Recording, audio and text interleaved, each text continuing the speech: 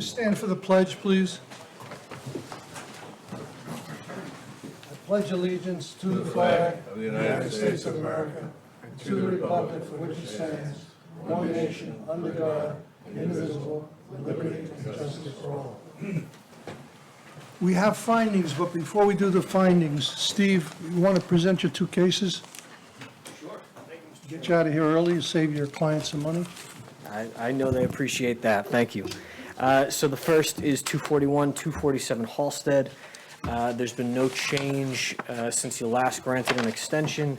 They're working on their financing. As I'm sure you've all seen in the news, the marketplace is changing pretty rapidly.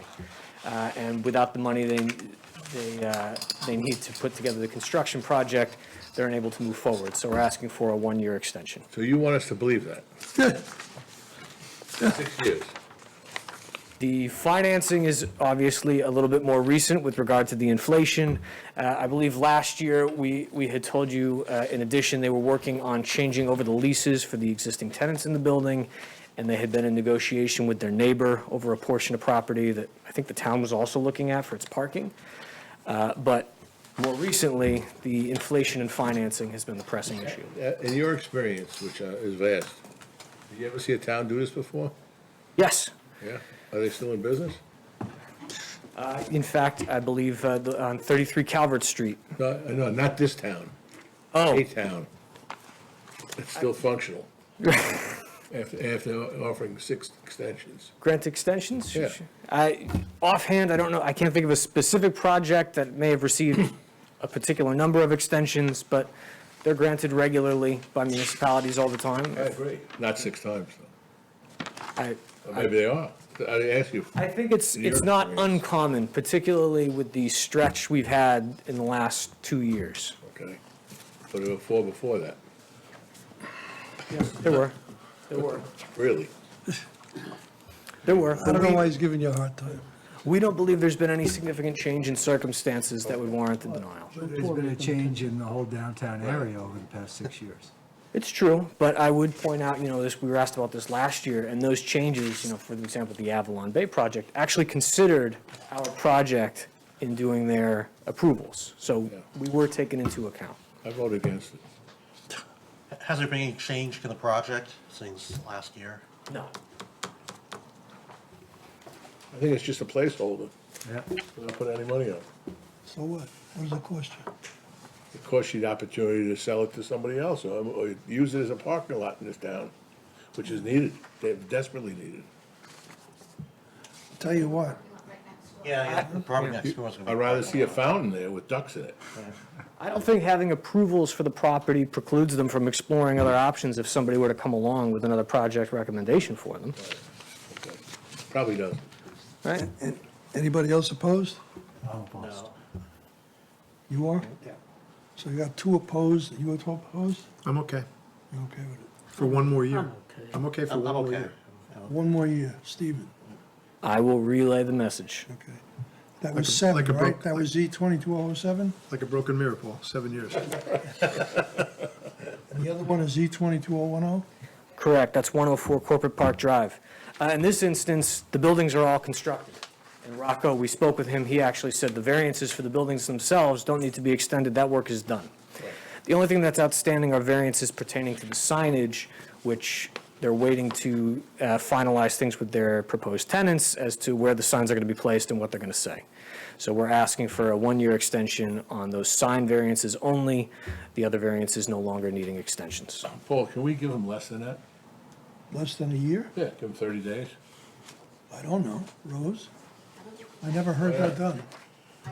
All the years I've been here. Why are we being abused like this? Well, this is the Montefiore one over. Yeah. This is the Children's Medical Center. Okay, they can make a decision on the next board meeting. Well, may I pose the, is there since the tenant isn't in yet, is there a significant harm to waiting until they're there to have the signs properly placed? I mean, I can make up a reason. Well, I think that It's answers the good question. PR for the town. I think the town benefits from their name. And if the name is up, it's like a billboard. I mean, who isn't proud to have Montefiore Medical Center in their town? Sure, I think, Children's Medical Center, no less. so I think a number of these signs are also things like directional signs that are going to be Sure placed they on the are. building. That's not gonna change. There's If no the building time is built, the requirement, is directional there? sign, the door's gonna stay in It's the up to same the board place. whether they want to give an extension, right? You can't win the argument.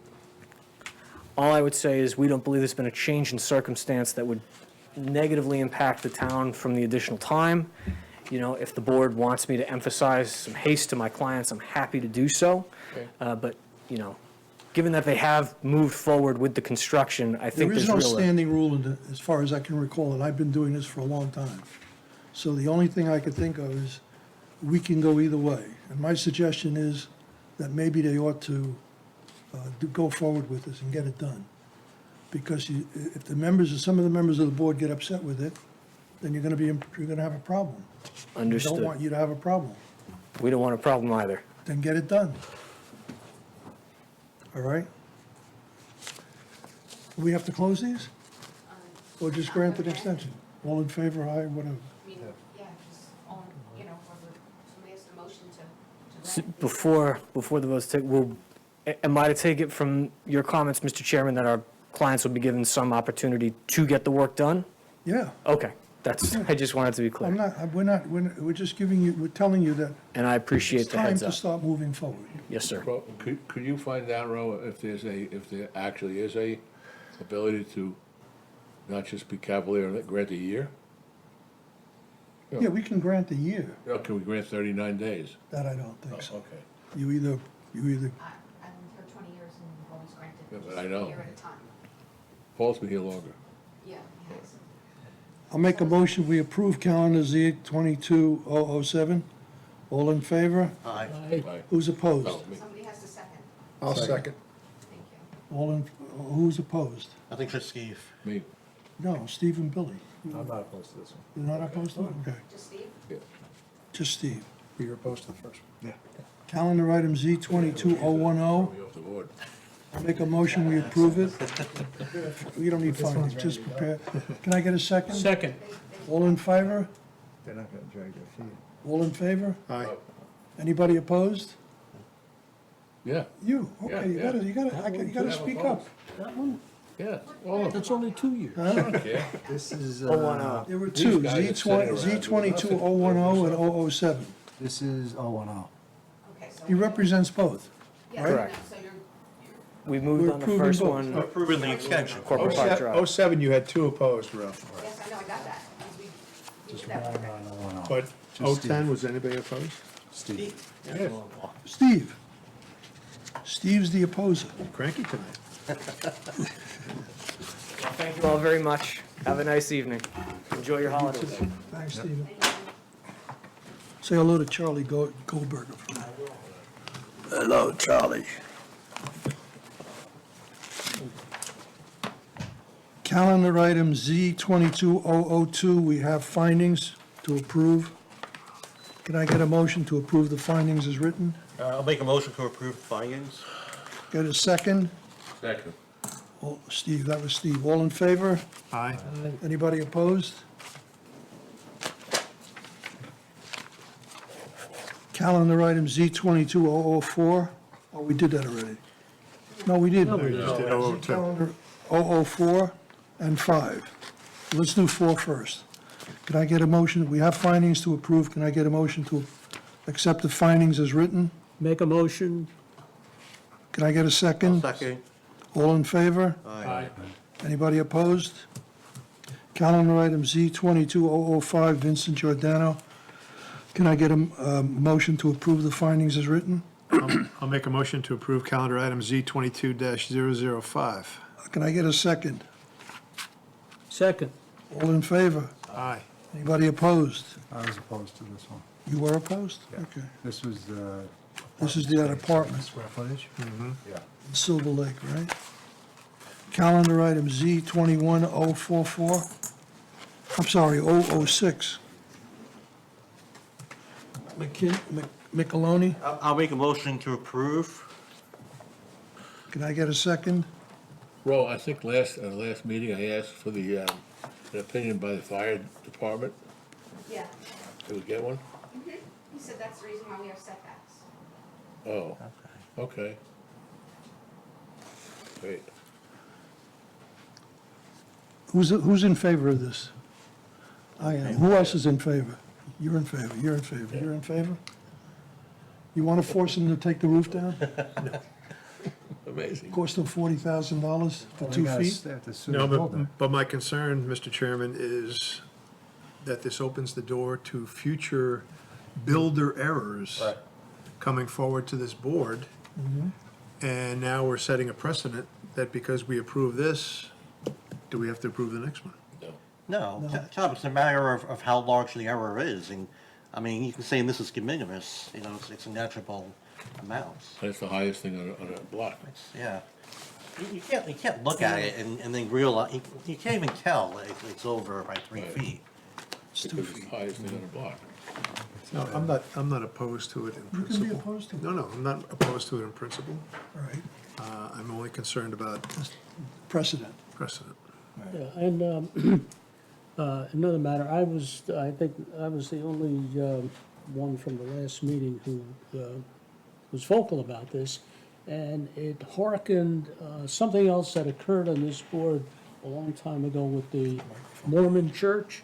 You remember, we denied the construction of the temple because of the height. Of the steeple. Albeit, it was a lot different, but still, the principle of the height, like Tom said, we don't want to set a precedent that people, we give them a free ride when the height limitation should stick, and especially this property. This is a house that sits on one of the highest points in Harrison, and then on top of that, 4 extra feet, so, but is 2 looking at the consequences, we don't really want to harm the builder, but we need to somehow communicate. Not the builder. Well, it was This is built, all it was built off premises. It was the Right, homeowner. it was Huh? a, It was, It was the homeowner, that, not the builder. The builder, yeah. They didn't Well, take into account yeah. extra foot between, because it's a prefab. because it's a Yeah. prefab, prefab. Right. understand? It was built off premises, it was 2 feet higher than where they could not have changed it, it was in the middle of the change. All right. So, I mean, what are you gonna do, punish them for $40,000? Go ahead. However you guys wanna vote is fine with me. I'm in favor of approving it. I knew I should have pushed my family room out another couple of feet and then come All back right, for a that- variance. You should have. You should. Damn it. That's right. Billy, I'm opposed to it. you're opposed. You're opposed? I'll approve. You're for. I'm for. I'm okay. Steve? I'm just against the chimney on the next house. That's right, it's right in the guy's bedroom window. Yeah, I can't believe the fire marshal or whatever his title is. So what are you saying, you're gonna penalize the neighbor? You can't penalize him, somebody's gotta do something. It's gotta go to the record somehow, Let's close the window. close the window.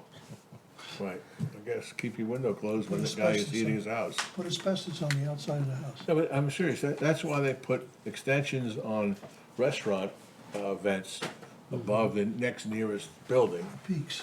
You know, so you don't have grease fires or what have you, potential in the next house. I mean, it's terrible. So you're against it or for it? I can't be against the Delphi guy. I mean, I can only be against the, because it's not his fault. Right. I guess it Mike? just I'm for it. oh, well, I guess it just slipped by. We'll say that in the obituary. So we gotta do a motion to approve. Motion to approve. I need a motion to approve. I'll make a motion to approve. Need a second? I'll even second it. All in favor? Aye, Anybody opposed? Billy is. Billy, We didn't get the just Billy Senate. Rowe, okay. I don't know, but you're rolling, kid. Okay, we got findings already. Like Joe so- Manchin. Should we vote on the findings? Yes, we're all done with finance. Else is for it. We're done. Yes. Okay. Hear the swing vote, then it's all right. Okay, we got the favorite tonight, Z21044, Taryn McKinnon. Who would like to speak first? I think the applicant probably Huh? go first, shouldn't they? I mean, you should hear from the applicant. first. Applicant. The applicant's gotta Applicant speak. should go first. Right. Yeah, the applicant usually speaks first, I'm sorry. Well, they've been here before. Have you been to one of these meetings? Excuse me, officers, your gun loaded? And you're still not exhausted, huh? Great. It's a bad joke, especially what happened Okay, outside. can we- Oh, joke. Hello again. Me neither. Mr. Chairman, point of order. I thought that the applicant had presented everything that the applicant, But the case was reopened, and she has a right to speak. She's the applicant. okay, if she spoke, she I'm fine if they appealed, speak. I'm fine. They can speak. she had the last say. You'll have your opportunity to speak, Mr. LaRusso. You want to defer to I him? realized that there was more new information that was coming out. You'll You have no new information. They can speak and then Okay, all right, you got it right. That's okay, if she's got new information. No. I didn't realize that there was new information coming out. You want to speak? Go ahead. All I wanted to do was read a letter and. Well, do whatever you want to do. Go, just do it. Use the microphone. My attorney could not be here tonight, and he asked me to read the letter. Please identify Wrote- yourself. I'm sorry. I'm Patrick LaRusso at 4 Flagler Drive, and we oppose the variance. My attorney, Aldo Vitiliano, couldn't be here tonight. He's out of state, and he asked me to read into the record the letter that he sent.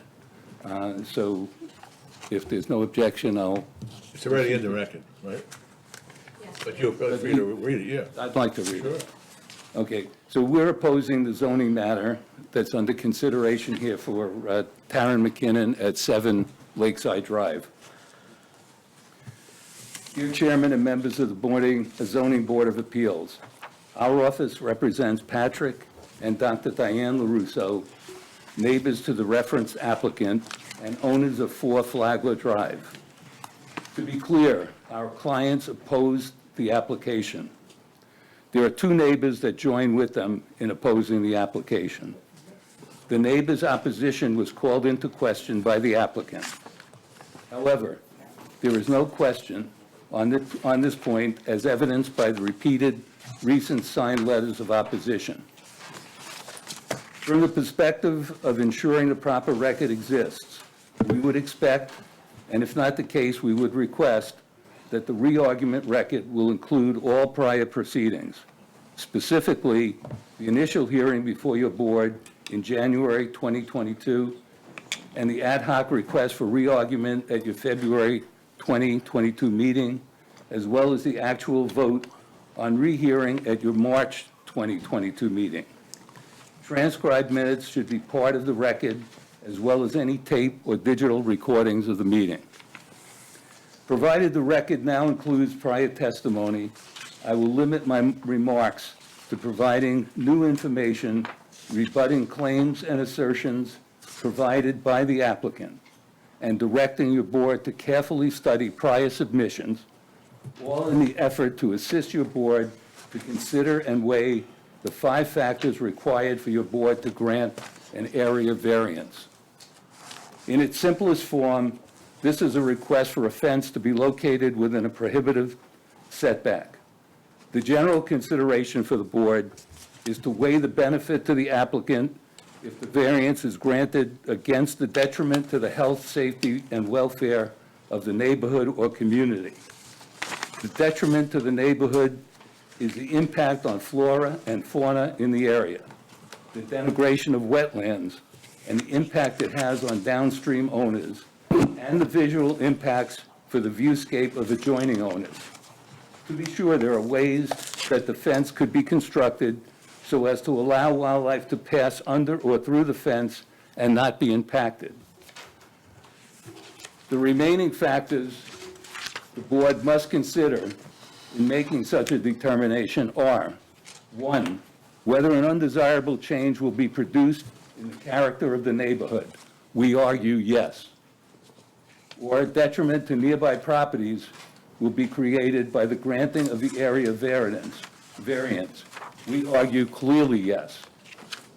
2, whether the benefit sought by the applicant, a fence, can be achieved by some other method feasible for the applicant to pursue, other than an area variance.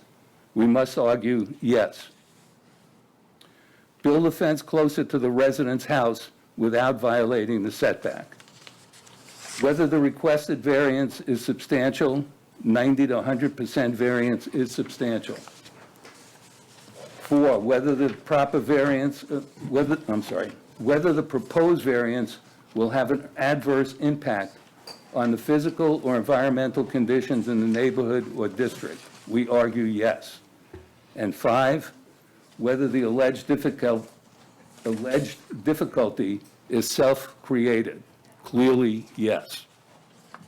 Yet, in the form presented by the applicant, this is a request for a play area for their children, which needs to be fenced for the children's protection, eliminating the possibility for an open fence that might be friendlier or less impactful to wildlife.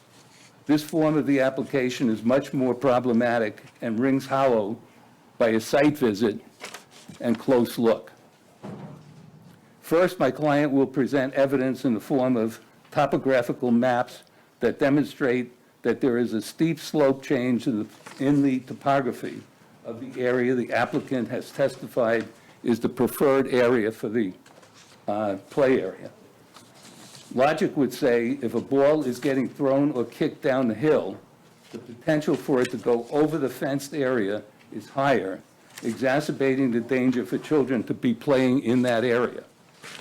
Second, there are various other areas where a suitable fenced play area could be constructed which would not require an area variance. At this juncture, it is important to correct misinformation submitted by the applicant in request for re-argument. Application on Exhibit C would have the board believe that the entire rear yard is within 50 feet of the wetland setback or wetlands edge. A portion of the area highlighted is rock, the wetlands edge being approximately 25 feet further away from the house for a large portion of the rear yard. This correction to their misrepresentation frees up an area suitable for a fenced play area off the kitchen that would not require a variance. In addition, there are many other suitable areas for a fenced play area on the 1.5 acre site which are not within the 50-foot wetland setback. Reconsidering the 5 factors for a fenced play area triggers this framework for analysis. 1, whether an undesirable change will be produced in the character of the neighborhood. We argue yes. Or a detriment to nearby properties will be created by granting of the area variance. We argue clearly yes. Whether the benefits sought by the applicant, a fenced play area, can be achieved by some other method feasible for the applicant to pursue other than an area variance. We argue yes. Look at all the area available for a suitable fenced play area. 3, whether the requested variance is substantial, a 90 to 100% variance is substantial. 4, whether the proposed variance will have an adverse impact on the physical or environmental conditions in the neighborhood or district, we argue yes. And 5, whether the alleged difficulty is self-created, clearly yes. The request for re-argument and evidence offered does little to enable the board members to deviate from their initial comments on January 13th, 2022. Member Fiore, quote, "Fence is a detriment, both physically, especially visually to the area. It compromises the pristine sanctity of the pond and the land surrounding it, and the pond in its natural state far outweighs the need for any kind of a fence." Member Haynes, balancing that, there are a lot of negatives to the fence. Member Lowenthal, it is practically a canyon. Member Tiesi, I am against the fence for a number of reasons. The first is the fact that 5 properties which are affected by this, and 1 is the applicant. 3 of the properties are opposed to this application. The second is that the environmental reasons that Ernie had brought up, this is a wetland zone.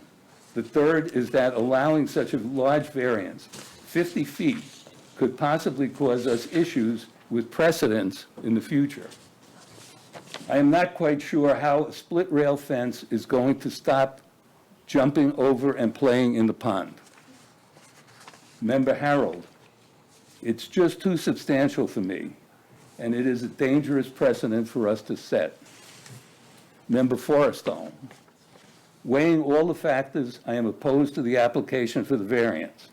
A, it's a very substantial variance. It's a 50-foot requirement, and on the surface, it looks like an 80 to 90% variance they are asking for. Strong legal objections, and there are alternatives that they could pursue that would not require a variance. So when I factor it all together, I'm opposed to granting the variance. Chairman, so am I. The new evidence relied upon to enable a rehearing is related to other structures or factors on other properties, many of which are not adjacent or nearby, and none of which are recent. Any comments regarding any lack of veracity on the part of my clients is completely objected to. My client for this meeting has offered additional evidence that the pond is not man-made, but part of a natural, pre-existing condition of historic significance. She has offered more evidence to support the evidence of the utilization of this area by environmentally significant birds and wildlife. Let me ask you something. Where is it listed that it's a wetland? If you look at the maps, I'm not an expert I'm on asking you, wetlands. where does it say it's a wetland? If On- it were a on maps, wetland, it you'd have to shows go to the, wetlands. you'd have to go to the planning board before you come here. There was no requirement for you to go to the planning There's a board. wetland setback. This falls into the There is no wetland. wetland there. Okay. And you have it in all the writings that the wetland, there is no wetland. So information you gave us originally is not correct. But in your, even in your minute, But it's Agenda for incorrect tonight, it- information that we depended on you to give us, and you did not give us correct information. Well, let him finish. no, let me finish. There are maps that show areas below 287, all in this general area, as wetlands. Mr. Tiesi pointed to it. Mr. Fiore pointed to it. My comments were based on your representations at the last meeting. Is that so? Yes. Okay, I'm sorry then. All of them were. All of our comments were based on Okay. your Okay, representations. however, False, which are not true. however, this falls into a situation covered by a law that protects wetlands areas, okay? If it wasn't a wetlands, it shouldn't be included in that. And it is by the town, it is by the state. That's not correct. What is Go on. correct? Go on. I do not intend for this letter to serve as our rebuttal.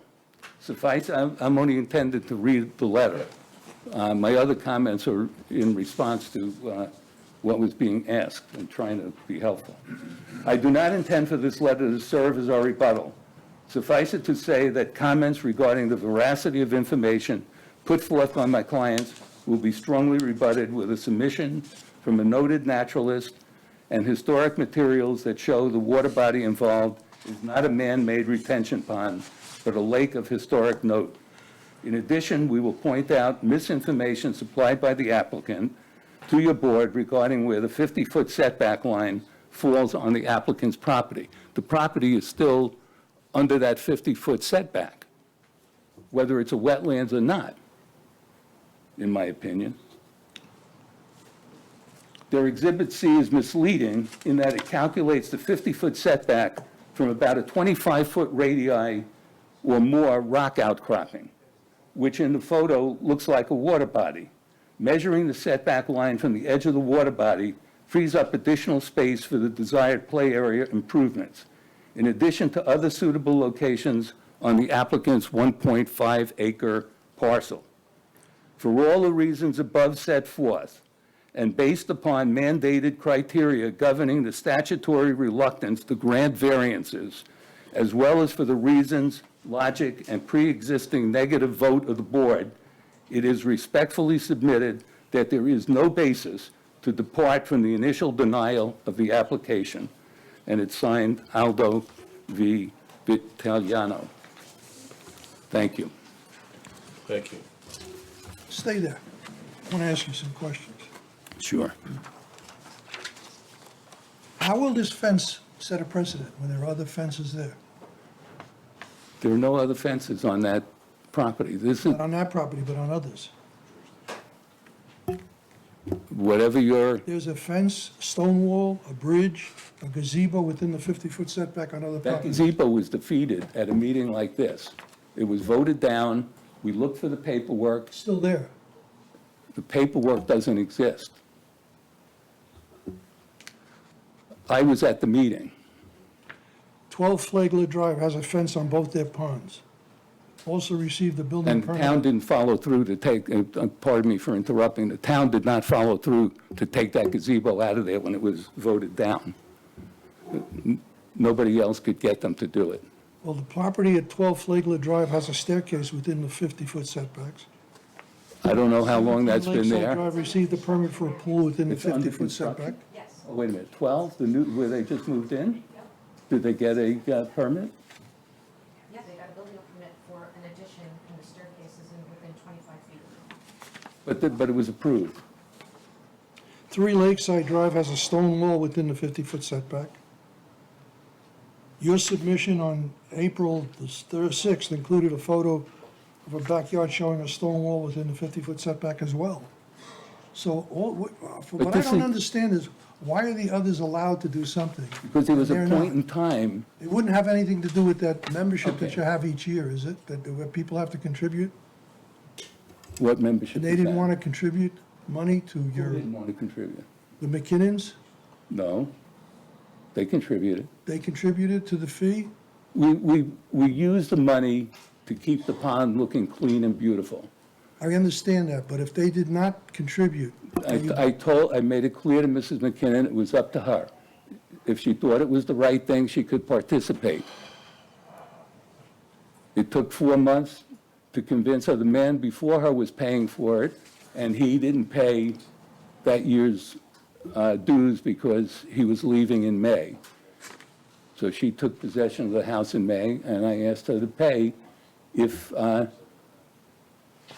she felt that it was appropriate to do so. anybody else have any questions? Not at this point. Go on. Are you done? Am I done? I'm done reading the letter. Okay. Would you like to speak? No, I just have a question. You have to come up and ask the question. How come the other structures that referred to, we didn't have to approve? I don't know.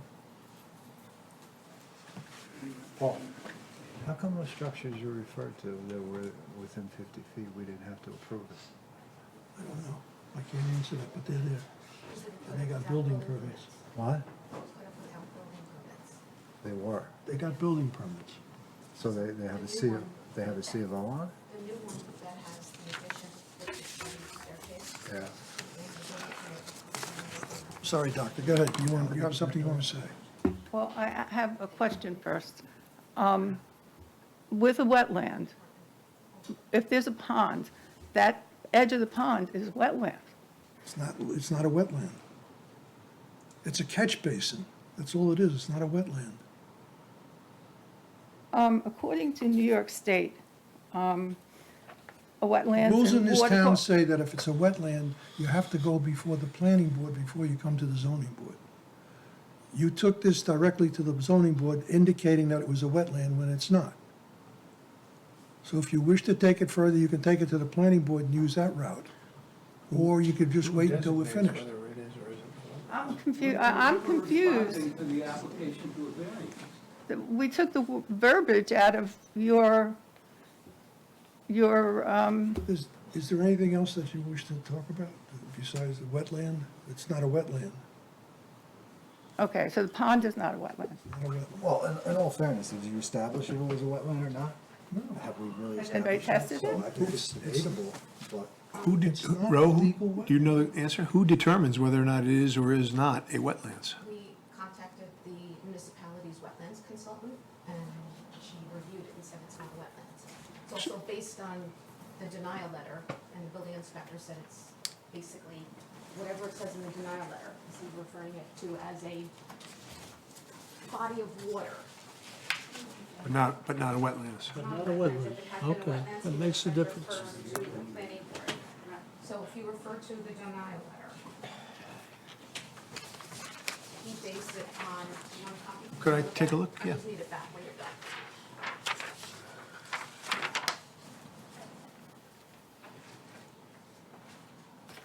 It's today Ash Wednesday. Oh, could you check the record and see if I use the word canyon? It's today Ash Wednesday. The word canyon?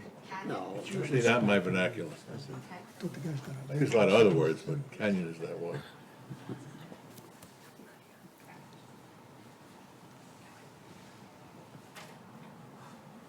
That was a month and a half ago. So, yeah, so, I have another question. so Ro, whether it is or is not a wetlands, there's still within the code that you can't erect a structure within 50 feet of a body of water? Correct. Is that- that's- Right, that was the point I was just going to Either make. man-made or natural. And there are some maps where it shows as a wetland. Most of the conservationists don't rely on the maps because they're not accurate.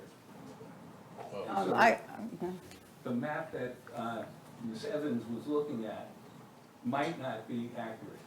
And she didn't present a written opinion. She presented a verbal opinion through Rosemary. So the one you're looking at is accurate. Retained by the town, No, that's why. I'm not saying it was. Okay, So what's the argument? But it still has. was not retained. I'm saying that there were maps. Hold on, too many people talking. Go ahead, I'm sorry, talk. I'm Dr. Diane LaRusso. I'm totally taken aback by this wetlands objection because the maps online that show the wetlands require 12 acres of wetlands to show up. And Ms. Evans knows that. She wasn't hired, she wasn't given a written report, except that it's not on a map. That doesn't mean it's not a wetlands. So if somebody builds a fence, my understanding is first, they have to go to the town and find out if it's wetlands. And has anybody in the town gone to see if it's wetlands? The town doesn't delineate wetlands. We don't delineate wetlands. It's up to the applicant to hire their own wetlands consultant. to go out. Which applicant? The applicant that's doing the project? Whichever, and it's not a 50-foot buffer setback if it's a wetland, it's 100 foot. Okay, but the applicant, to get a permit for the fence, has to get a wetland analysis on their own, which was not done. Paul, I have a question, or Rosemary. This body of water, is it man-made or is it natural? Man-made. It's man-made, It's correct? natural. Well, which one is it? Do we know? Natural. We had the pond, excuse me, the pond connection takes care of this lake, and they said it has a shale rim of a natural lake.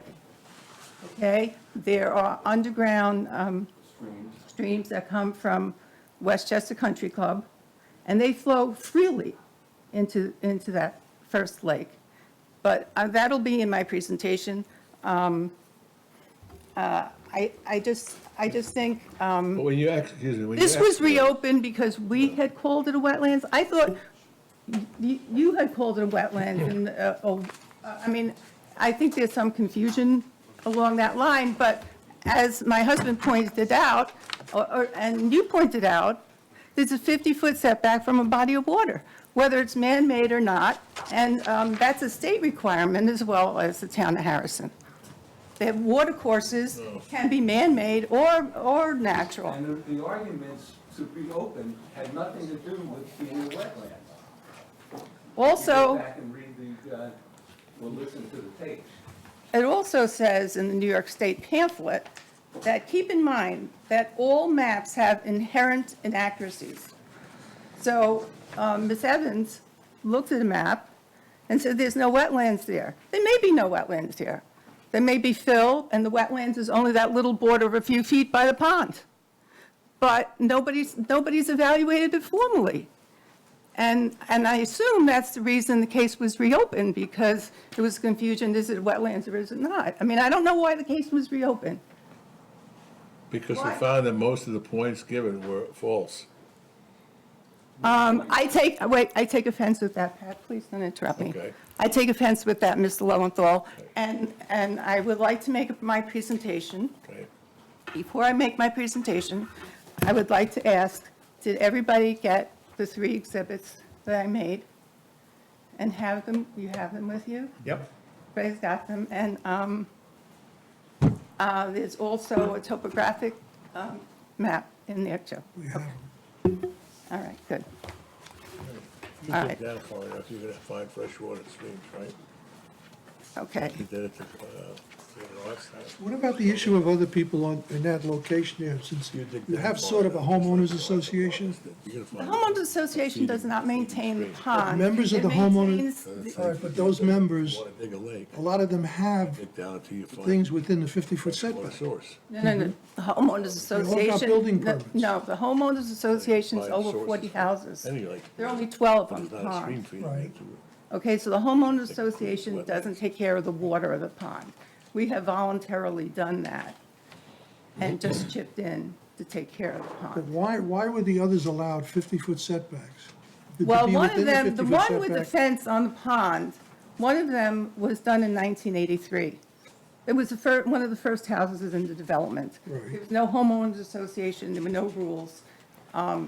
So there's a very narrow lot that would never be allowed today. It's a house, a pool, and a fence. Is And that was Is that 1983. the lot that's opposite with the wire fence? No, it's not opposite, it's on another pond. It's on the lower pond.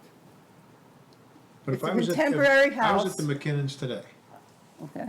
There is another fence across the body of water. There's another wire fence Okay, that's the chicken somebody- wire. on somebody else's property. Yes, and when the people bought that, they just bought that about a year or so ago, and the building, that fence was there, and the McKinnons had a fence like that. It was stakes with chicken wire, it was not a permanent fence. So people have done that, I don't know the reason they've done that, but yes, that fence kept falling down, and whatever it is, was there, okay? All right, what about the 3 Lakeside Drive has a stone wall within the 50-foot setback?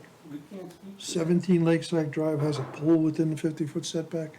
17 Lakeside has a pool within the setback? I think that's the one I'm talking about from 1983. All right. That's the one from 1983. 12 Flagler Drive has a fence on both of their ponds. They also received a permit last year, or 2020, to build an addition with a set of stairs coming off the deck to grade, which encroaches into the 50-foot setback. And that's the first I'm hearing of it. I didn't know anything about it. And they were granted permit. But they didn't go all the way to the water's edge. Well, the fence doesn't go to the water's edge as far as I know. It's a 50. 50-foot setback, it takes up 80 to 90%. Well, we'll let her speak I- when she could I- gets up here. Go ahead. Can I ask one question though, before you do? Yeah. Are you only objecting to the split rail fence? No, Are you I'm also objecting. objecting to the wire fence? No, not the wire fence. No, Just the wooden structure? a permanent structure. Permanent structure. Permanent It's structure cemented into the there. ground. Okay. What if it were just post hole, a post hole? It's rail, it's You post drop and it- rail. It's a drop it- Okay, post. can rail I, in. How tall is Right. it, 3 feet? Yeah, 4 feet. 3 feet, it's 3 3 feet. feet? 3 feet high, It's 3 feet high. post and rail. How long has the chicken wire fence been there for, as far as you And you're know? concerned, Since the 90s. Since the 90s. So what's the, what's the difference between having I saw the The chicken wire chicken wire fence. half the time is down. The chicken wire is not even a functioning fence. You know, half the time it's tilted It's down. not- you- Animals can walk over it. I mean, it clearly is not the same as a permanent fence. And And we've never had an you objection expressed a to it. concern about the ducks not being able to get under the fence. Can I make my presentation? Yeah, sure, good. Good evening, Mr. Chairman and board members. My name is Dr. Diane LaRusso, and I appreciate you hearing my remarks tonight. The first thing I say is going to be repetitive, and after that, I'm going to rebut what was said in February by the McKinnons when they made their presentation.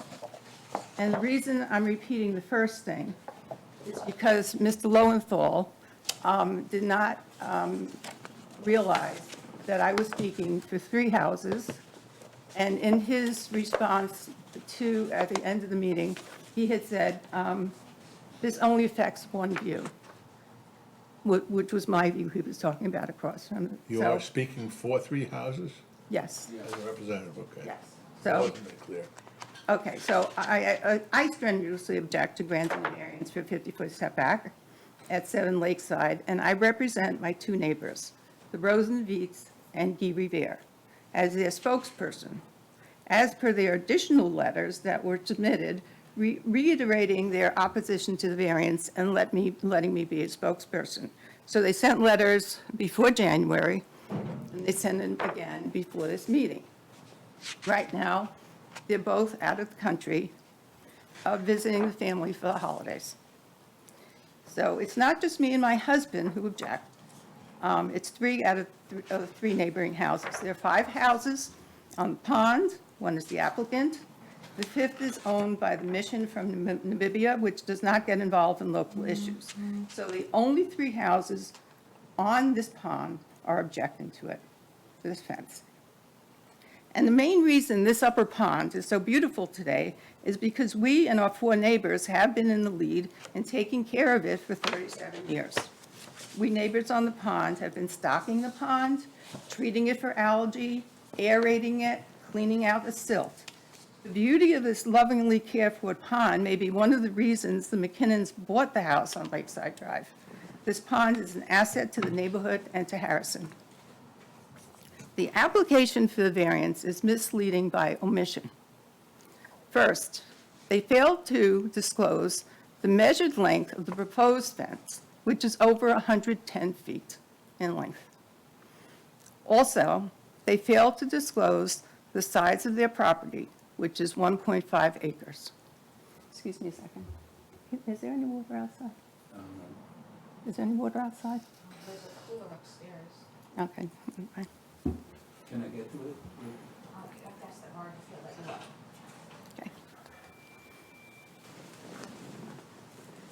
The applicant, in February, describes the length of the fence in question in her second submission as 9 feet and 13 posts. 9 feet and 13 posts. The full length of the fence, measured in feet, was neither in the first application at all or the follow-up reopening in February. The proposed fence with 13 posts is 12 times 9, 108 feet, and that doesn't count the width of the posts, which is probably about 4 to 6 inches. So the fence is over 110 feet. It's a very substantial fence. And very different from the fence that's there now, which is half down and easily walked over by animals. The applicant describes the length of the fence in question. The applicant does not mention the size of their property. The space is left blank on their application. Why? Because it's 1.45 acres, and it's quite extensive with plenty of acreage away from the pond. The request for the variance is based on the concern for the safety of the children of the applicant. There are 2 significant factors that make it unwise to grant the variance. They're asking the board to allow a fence to enable a play area closer to the pond than the 50-foot setback. You have seen a play gym in place very close to the water. I showed that picture, I'll show it again, thereby increasing the danger factor rather than reducing it or eliminating it. And beyond these 2 factors, that there's a lot of land, and, well, I didn't mention the second factor. The second factor is that there are so many other places to put it. But beyond those 2 factors, the proposed fence is not a safety fence. It's a 3-foot fence with horizontal beams. That's not a safety fence for children. So I think that the reasoning is not sound. And furthermore, if one adds cutouts in the mesh for the migration of animals, and the safety factor would be further decreased because the children can climb under or get through. The applicant has significant open space on the 1.45 acre site in a much safer area away from the pond. That can be fenced for recreational use. And I ask you now to look at the, my Exhibit A. Sorry, with places for playground on property. The first picture is a drone picture, and the reason I show it is because this is a very large piece of property, and there are many green spaces that are available for a playground, away from the pond. So, this is the front of the house. That's the driveway in front of the house. So the front lawn is partially cut out of this picture. But if you look, you see the pond in the back, and then you come off to the left, and you see a flat green area, and those are golf greens.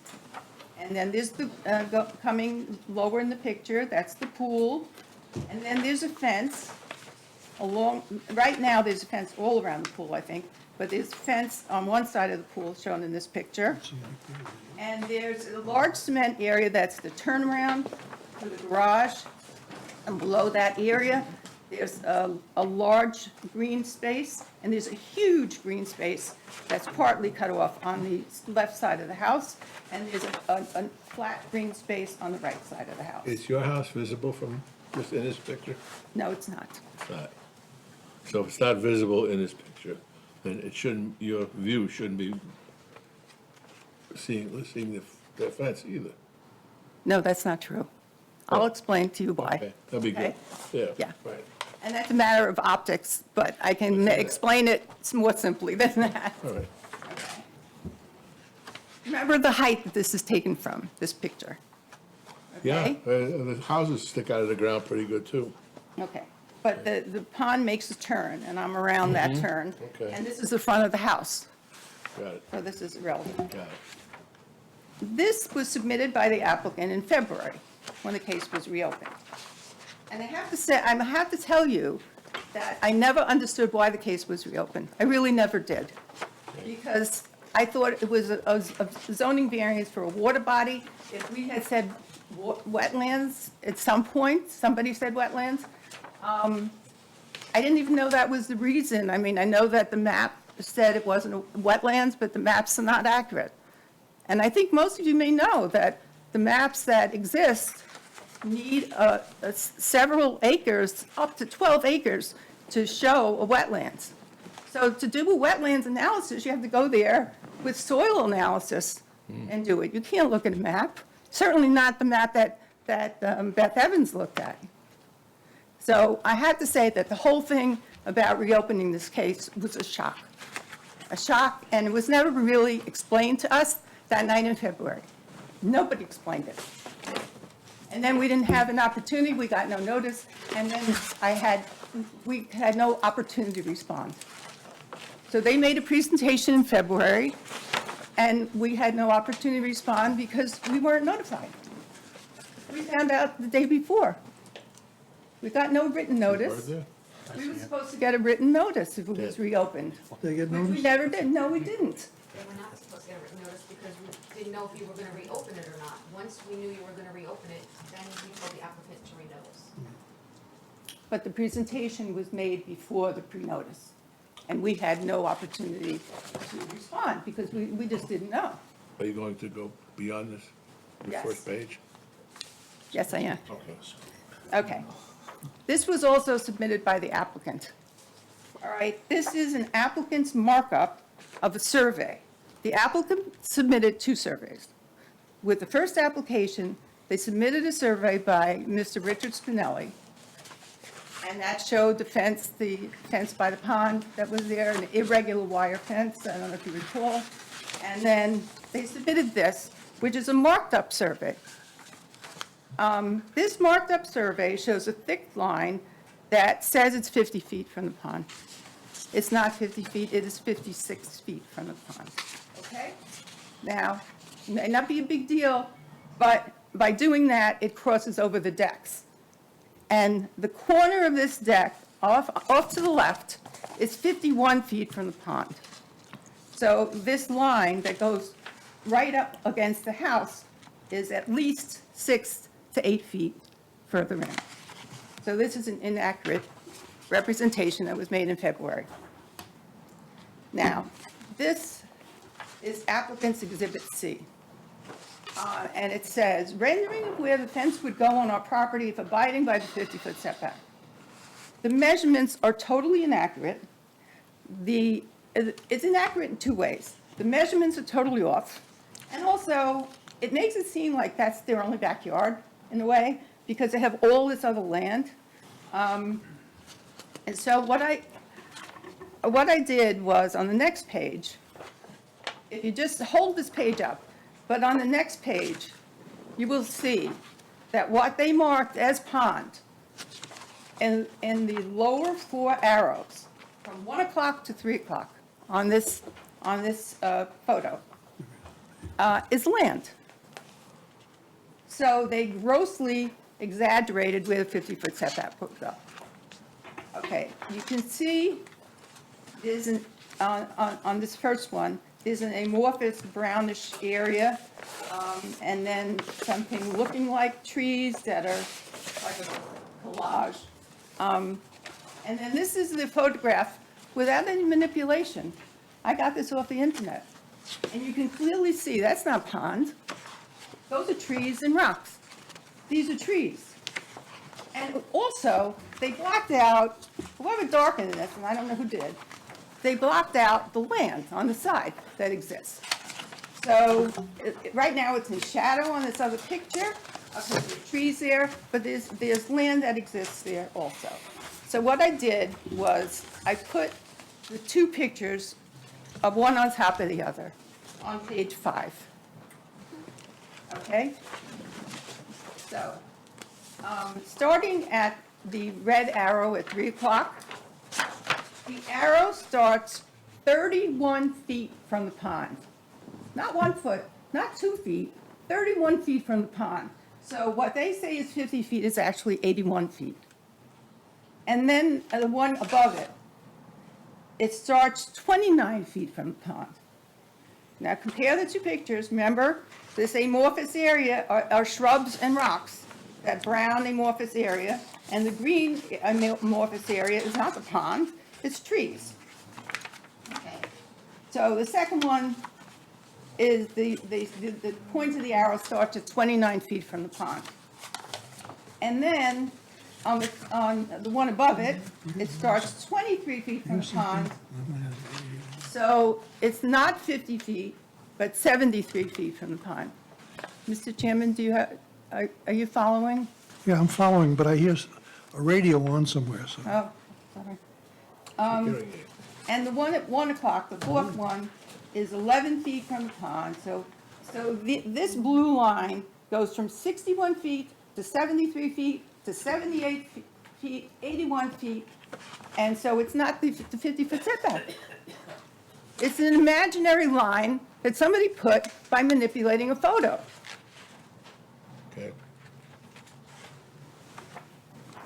I happened to be taking, on page 6, I happened to be taking a picture of a heron one night, and I think it shows nicely the rocks and the shrubs that are part of the land. Is that a decoy or a live bird? It's a live bird. Yeah. Okay. Okay, now, this, the next page, 7. But could just as an interruption, just 1 second. So we wouldn't say that this heron was offended by the fence. Excuse me? Right, you would say that. You wouldn't say it. No, was you offended would, by I the fence. would agree with you, Right. that heron wasn't offended by the fence. The Right. fence is 41% built. Whatever it is, the heron lives there and loves it, He's on my and he's side. on your side. Right. Okay. But I also wanted to point out that 41% of the fence is built, and there's another 60% that has to be built to get the 110 feet. Okay. So this is the first survey that they submitted, and this is the one done by Richard Spinelli. And these are my markings on it. And the green lines throughout their property are all areas where playground can be made. I'm sorry, Doctor, which page are you on now? I'm on page 7. It's greenish yellow, yeah. Yellow. It's greenish yellow lines. Thank you, thank you. So this is Spinelli's, and he marked that 51 feet to that deck. That's good, I can't be that stupid. So this is a survey with an accurate 50-foot setback, which does not go through the house, How can she pick this one out? and it shows the extensive amount of land available to put a playground that can be fenced. And even Mr. Spinelli showed that there's a convexity at that upper right pond where that outcropping of rock is and the shrubs. So the 50-foot setback does not go through the house. It doesn't go through the decks. It's less than a quarter of the available land that's on this property. Now, the house is relatively L-shaped. The McKinnons kept calling this 50-foot setback their backyard. Well, the backyard extends behind the entire house. So it extends the pools in the backyard, there's land behind the garage turnaround in the backyard, and there's a land where the golf tees are and grass next to the pond, which are in the backyard.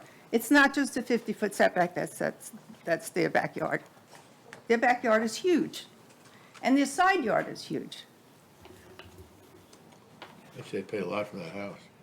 What's that? I say they paid a lot for that house. There's a house on Lakeside that is in contract now. Their play area, I don't hear what Play- you said. It's in high? it's on the same block as the applicant, Yeah. and their playground is in the front of the house. Wow. So, Ms. LaRusso, I have a question. I think the entire board kind of has this question, it's in their minds. So we've all been to the property, and we've all noticed that other houses which abut this lake, most of them are in violation of the 50-foot setback. They all have something that's beyond the 50-foot setback. Are you counting the chicken wire fence? Whatever it is. Whatever it is, yeah, There are whatever. 5 houses there.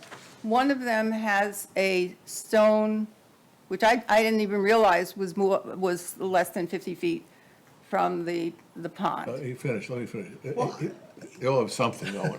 No, I just want. I don't agree with that I mean, why are you because- picking this applicant? Why are you not going after all the other houses? Because it's going right across the pond. It's 110 feet. A stairway is like 3 feet wide going into an area. It goes I further. got a picture of one here with obviously built right up against the pond with no drainage walls holding back the runoff. Which And one is that? Sure. Yeah. You didn't see it yet. Maybe it did. I don't know. That's a new construction. Yeah, I know, and that's I would the go chicken crazy on wire that one. back. But you we're not kidding me? talking architecture now, we're talking. No, the architecture on the fence. whole place needs help. But the proximity the chicken wire of new fence. construction to the edge of the lake, how can you accept that? I didn't go and measure it, I didn't. No, but- And I don't see this as much as I see the other one, and I would have noticed it, I would think, you would think. I would think. I can see the fence, I can see the chicken wire fence, yes, I can see. but I from can my see the property. house. But it's not our job to go around and find discrepancies in. You don't have to go around, excuse me, I mean to interrupt you, I just want to cut to the chase. It's not, you don't have to go around, you just have to move your head. And at each point, you stop where there's a house or a structure, it's in violation. You have a bunch of, you have a gazebo that's falling into the thing.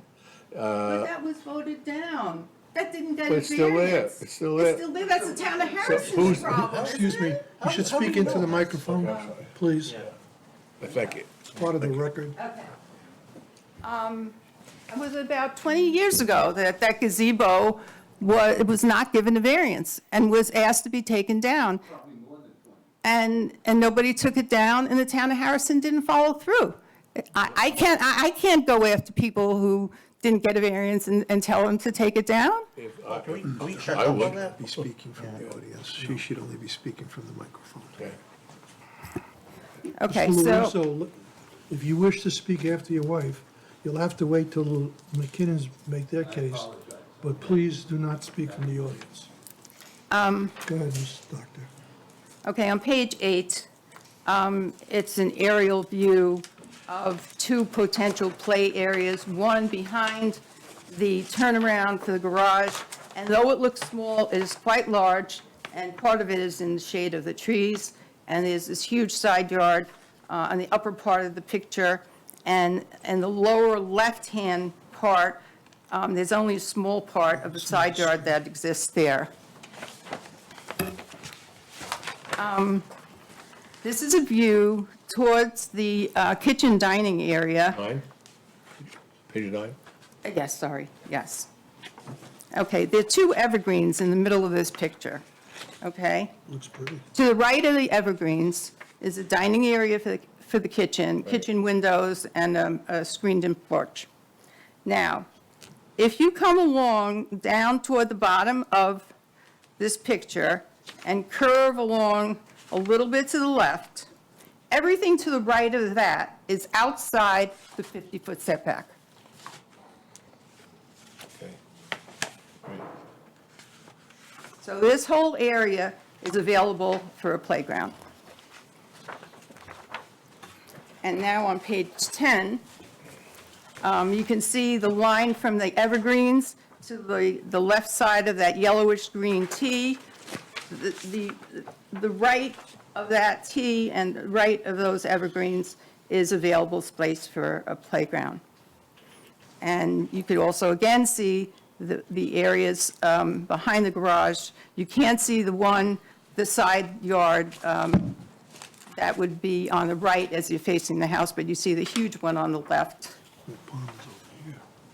That's the pond right there. And they want to do it fence. I included a topographical map of this lot. It's lot 91.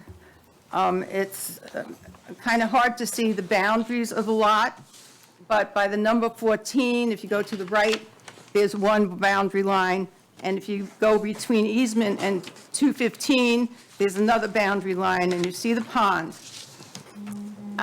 These are 2-foot contours, and you see there's a large flat area behind the house.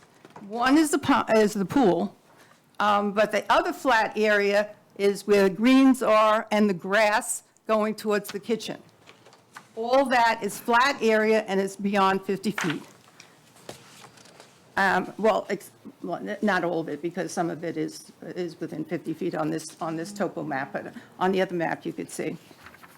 And the other thing I would just want to point out is that where the applicant said the optimum place for the playground is the 50-foot setback, within the 50-foot setback, and you count 12 lines, contour lines, in that spot. So there's a 12-foot drop. How can children play ball with a 12-foot drop?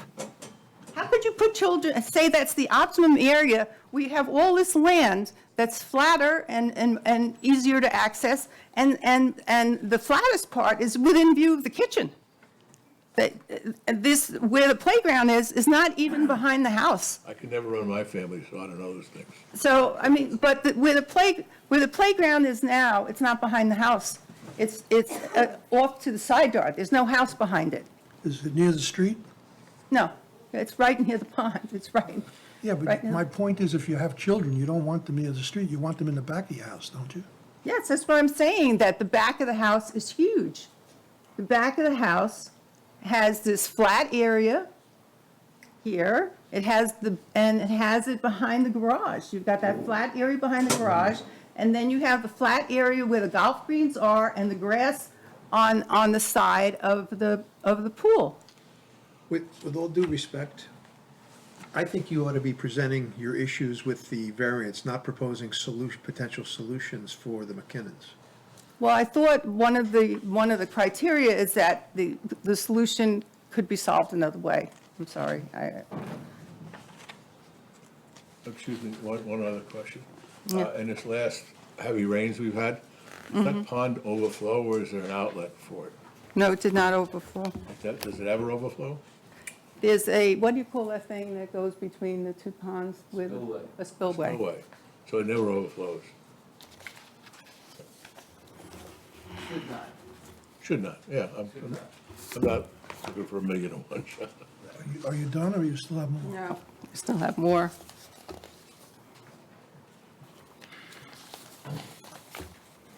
Okay. During this will relate to you. During the February hearings, the applicant showed a photograph taken from her property through trees. I don't think I have a copy of it in the submission. It was shown, but I don't, there are other pictures coming from that property toward the pond. They're taken from the deck. The deck is 25 feet, a standing person on the deck is 25 feet above the level of the pond, okay?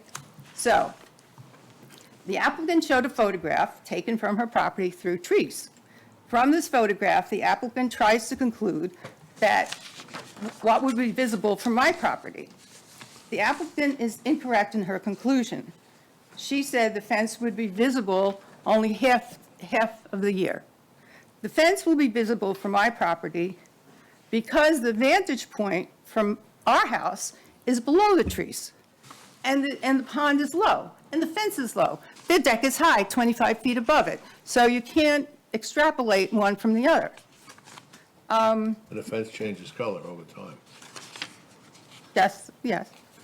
My two neighbors, the Reveres and the Rosenbeets, would also see this entire 110-foot fence year-round. And Exhibit B shows before and after the fence.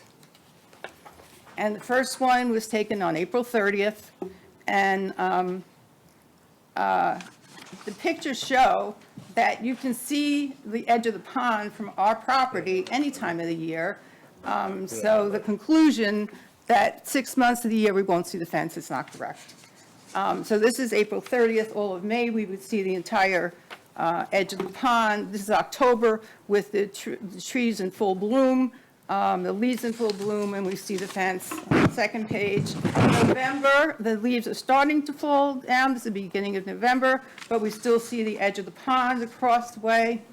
And this is the day, March 22nd, where the fence was illegally put in. And you see the fence. And this is a view Mr. Rosenbeet took from his backyard, and he could see the fence, and he could also see the play gym. And he went to the edge of his property to take a picture on the following page, which is a close-up of the play gym and a close-up of a fence. Okay? And not a safety fence. This is a view from the Reviere's deck. You can see the 40% part of the fence, and you can see where the 60% will go, and they will see the entire fence. Filibuster. Can you tell me where you are in the exhibits? Oh, Exhibit B? Before the two birds. The first picture is April 30th. You can see it? Okay. I could have done with that, too. What Okay, page are you next- on? That's page one, they're not paginated. This one, page one, is April 30th. The next one is October, where the leaves are in full bloom, and we could see the area where the fence is now located. And you believe that the fence will affect all this? I will see the fence. That's not all I'm saying, is that the applicant said I would see the fence 6 months of the year. I will see the fence year-round. When you bought your house, did you get a warranty on that you won't see a fence? You know, when I bought my house, I don't mean to make people see. when I bought my house, I know you're joking. Yeah. And you're going to learn more about it in the next thing. I followed every rule and regulation Yeah, but- and maintained everything. I'm there 37 years. And we're the ones who had started collecting money so that the pond would be beautiful. So it means a lot to us. It really does. And seeing a rodeo fence where there was nothing is offensive to me. Okay? And it affects, it will affect, It could be, but I just want to caution, it could be offensive to you. And had they decided to put up some wind chime, a Calder, or some reflective thing on their porch, that would be offensive as well. At least it would be to me, not appreciating that kind of modern Artwork, art. right. Or eyesore, or whatever you want to call it. But I think that comes with the territory. And I'm being totally empathetic with it. I think you don't buy the sight line, and where I live, we prefer not to have fences, so there's no interruption of sight line. right. But what I'm seeing around Harrison, everywhere, not just fences, but shrubbery, that they're advertising as screen shrubbery, which are going up on every half-acre lot. So it looks like you're encased by shrubbery.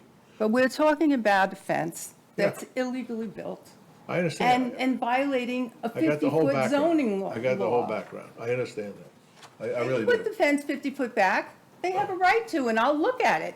But I don't want to look at it on the pond where it doesn't belong, for a lot of reasons. Well, so I guess it'll come out later on, but our job is to sort of, somebody so they can live peacefully together. I mean, and not resent each other every time they open their window. But Well, let's my see how it plays kitchen out. window, my kitchen Right, yeah. table is directly in line Right. with the 40% of the fence that's there, and we'll see Right. the other 60% that's there. Okay, and I will be talking, but the herons and the egrets do feed along the land and the water at the edge. So now you're taking away 110 feet of potential land for them. Also, putting the mesh makes it impossible for the turtles to get under. The turtles will go here, and then they'll walk 100 feet and get lost. Right. They get run over, I mean, it does affect things, It so. does. Well, seems to me that if the turtles are in the pond, they Yes. can't, and there's a fence there, then they can't get to the pond. street to get run over by cars. No, what they will do is walk Yeah, they'll along find a the way. fence until it ends. All right. Go This on. is, the next page is November 30th. The fence was installed without a permit. That's a sound. And you see the reflection of the fence as well as you see the fence. This is last month, She's got to cut the trees down. March of 2022, where you see the fence and there's some ice on the pond and you see it from our patio and kitchen. So I don't see where we cut the trees. The next page is the one with the snow. I understand. And it's the view from Rosenveit's backyard, and they see the fence and the playground, and this is the close-up of from the corner of Rosenveit's property. They have the fence, and then they show how close the playground is to An acre, 400 by the 400, pond. 400 by 200. And I want to point out also, there's no house behind here. It's a stone wall and a fence. This is the view from Revere's deck. Again, the 40% fence, and you can go across. And now the picture I had shown you before, and this is the essence of the pond to me, is that we have unbelievable wildlife. We have unbelievable flowers, at least on my side, because I cordoned off what was originally planted by Mrs. Flagler Matthews. So this is a summary of why that pond is so beautiful. On February 20th, my husband and I were walking around the block, and we were on Lakeside, and the house, this is a roof of 16 Lakeside that is in contract right now, that has a playground in the front, and a bald eagle, and we've been waiting, because our neighbors had seen the bald eagle, and we saw this bald eagle. It then went toward the applicant's house and toward the pond. And we saw it 4 times, once at the pond, once with the mate. So it's nesting somewhere nearby. And The osprey. Is it so osprey? that was exciting. No, that one's not us. Osprey? Oh, osprey we've had for years, yeah. Gotta So watch there's out a for small bald, dogs. there's a bald eagle. Do you see the picture? No, but I've seen the osprey nesting and whatever, that's beautiful. Oh, the ospreys are Right. beautiful and they nest in. 'Cause the small dogs and Just see fish. the Oh, yeah. nestable. Yep.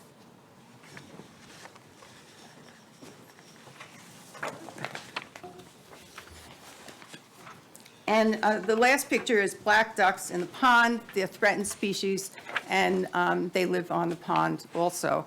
And the exciting thing about the bald eagle was the following week, we saw a northern goshawk, and out of the 6 birds of prey that are endangered in Westchester, 5 of them live on our pond. The osprey, the bald eagle, the Cooper's hawk. I've seen them on my property too, and I've seen, years ago when we moved in, we used to get deer in the backyard. We don't get deer anymore. We get bobcats occasionally, we get coyotes. But things change, nothing stays the same. Snakes. Yes, we have snakes too. The application that was filled out was misleading when an important question answered incorrectly.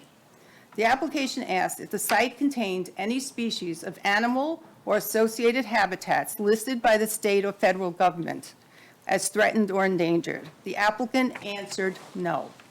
The correct answer is yes.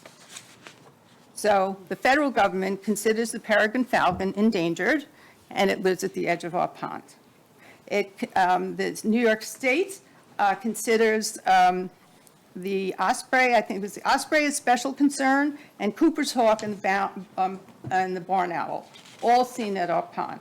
Westchester County has 5 species of birds of prey that are endangered: the osprey, the peregrine falcon, the bald eagle, Cooper's hawk, and northern goshawk, and all of them are on the Do pond. they mind fences?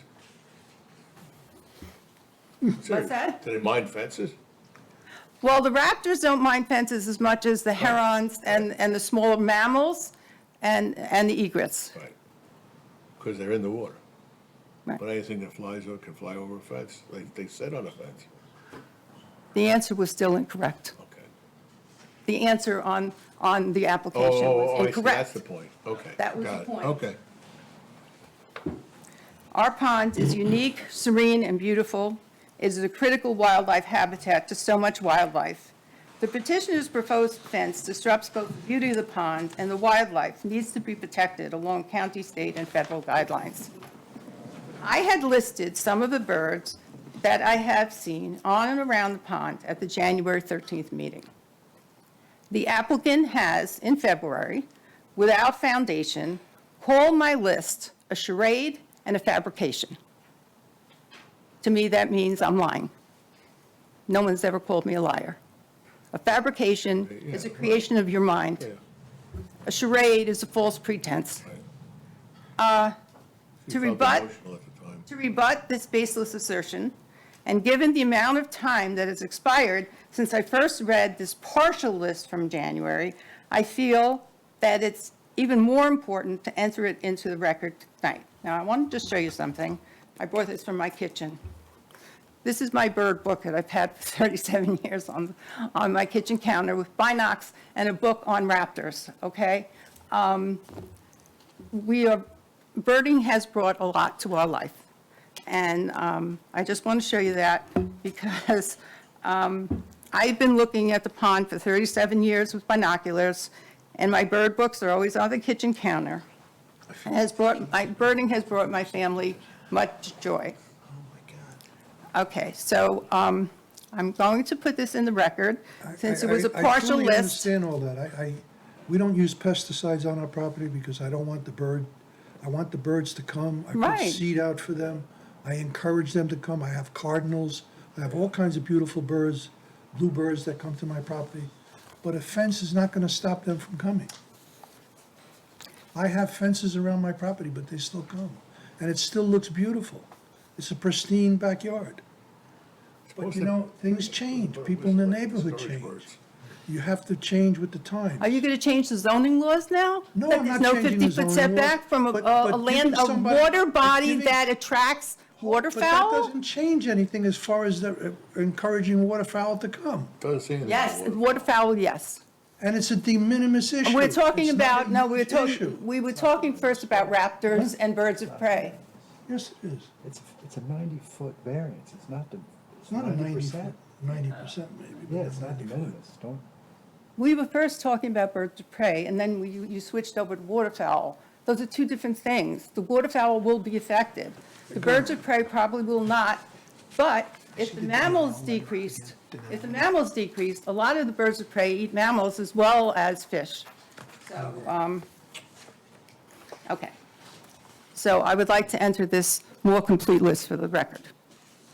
I have seen egrets, great blue heron, green heron, black-crowned night heron, cormorants, kingfisher, osprey, Canada geese, red-tailed hawks, Cooper's hawk, broad-winged hawk, rough-legged hawk, mallards, mergansers, European widgeon, black ducks, wood duck, ring-necked ducks, turkey, common barn owl. This was a partial list. I did not originally include woodpeckers, warblers, vireos, cedar waxwings, barn swallows, goldfinches, wrens, sparrows, towhee hummingbirds, and bald eagles and northern goshawks because we hadn't seen them until last month. This is not a charade. This is not a fabrication. This is a document reality of the diverse wildlife inhabiting the pond, as substantiated by a letter sent to the board members by Allison Bell, Curator Emerita of the Marshlands Conservancy. I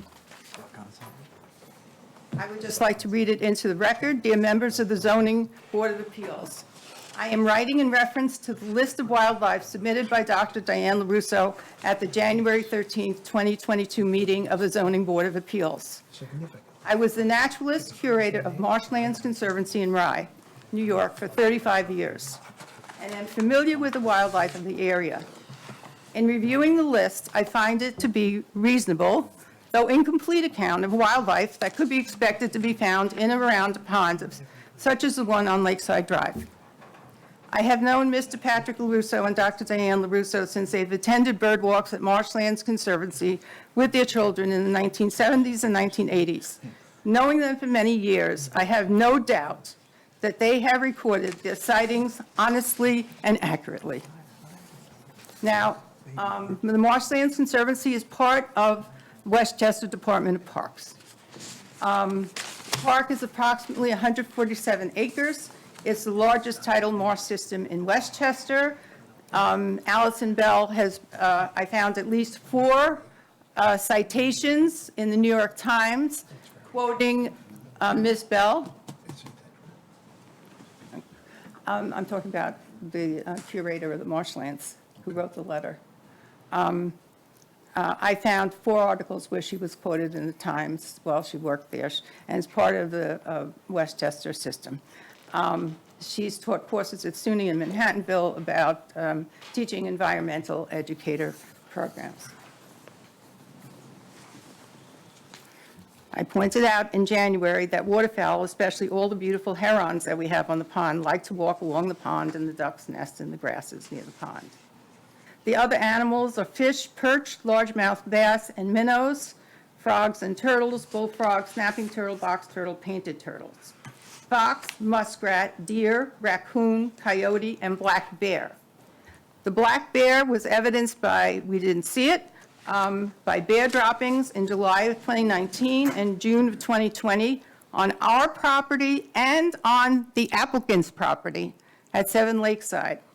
I was given a photograph of the droppings by Mike Plotnick, the previous owner of 7 Lakeside. The bear, those 2 times that we had the droppings, the bear was photographed.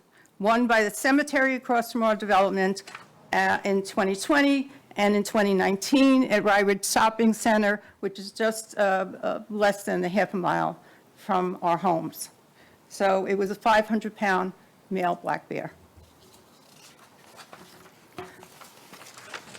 I'd like to reiterate that my husband told Taryn McKinnon in my presence that the 50-foot setback from the pond in September 21 existed, and the applicant went ahead and started building the fence in November 2021. anyway, within that setback. An applicant should not be rewarded for knowingly, illegally starting the construction of a fence on the pond.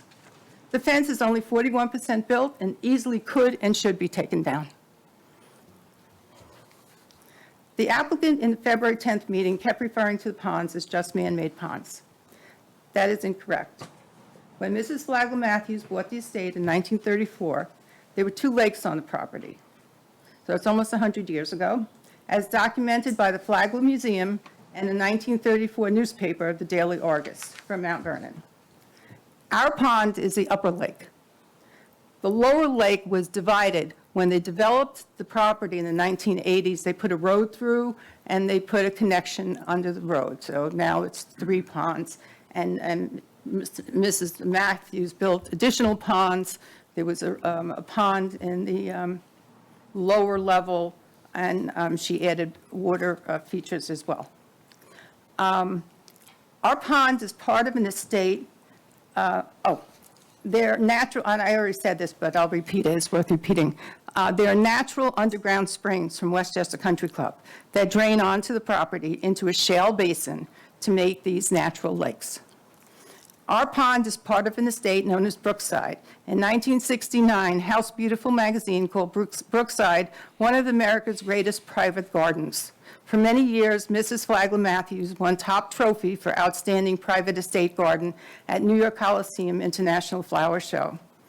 She hired internationally known landscape architect Adrian Freilink and gardener James Jack to design and place the many varieties of daffodils, now total, in the 70s totaling 3 million, around the ponds. To me, my husband, and my family, the pond has much more than just utilitarian value. Its beauty is overwhelming and the wildlife extraordinary. The proposed fence would be a detriment both physically and visually to the area because it compromises the pristine sanctity of the pond and the land surrounding it. The benefits of the pond in its natural state far outweighs putting any kind of fence along its edge. Exhibit C is a short one. It's a historic view of Brookside, the lakes and the daffodils. You have Exhibit C? The first one is a picture, undated picture from the 1950s, where the New York Horticultural Society visited the lakes of Brookside Estate and saw the daffodils. Page 2 is my backyard.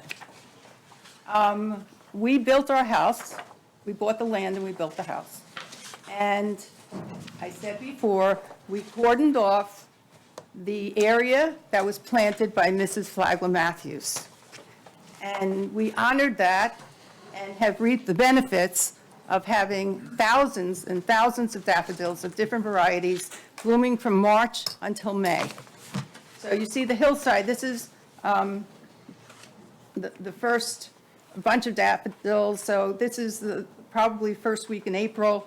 And you see the daffodils. There's the pond in the left side here, and you can see the daffodils along the pond. This is the same time of year. The daffodils going up the hill. You can't see the daffodils that are around the pond. But we respected the property. We followed all the zoning rules when we built our house. We did everything to maintain the optimum for the land and for the animals. The next page is the Daily Argus from Mount Vernon, which has a little article in the first column to the left. Oh, I already did that one. Yeah, and then I did that one. I said it was the same time of year, sorry. Okay. And in the first column on the left, they say that Brookside was bought by Mr. and Mrs. Mark Matthews of Irvington, and there were 2 lakes. One of 2 lakes is in the lower illustration. So in 1934, there were 2 lakes on the property, and this is just an article from Record showing the flowers and the ponds that exist. Mistakes made on other ponds decades ago that were presented by the applicant in February are irrelevant to the argument today for granting this variance. Mistakes should not be repeated. The town is mandated to eliminate non-conforming uses, not increase them. The zoning law should be upheld. I want to answer my interpretation of the 5 criteria for denying a variance. It's an undesirable change. The fence changes the serenity of the pond.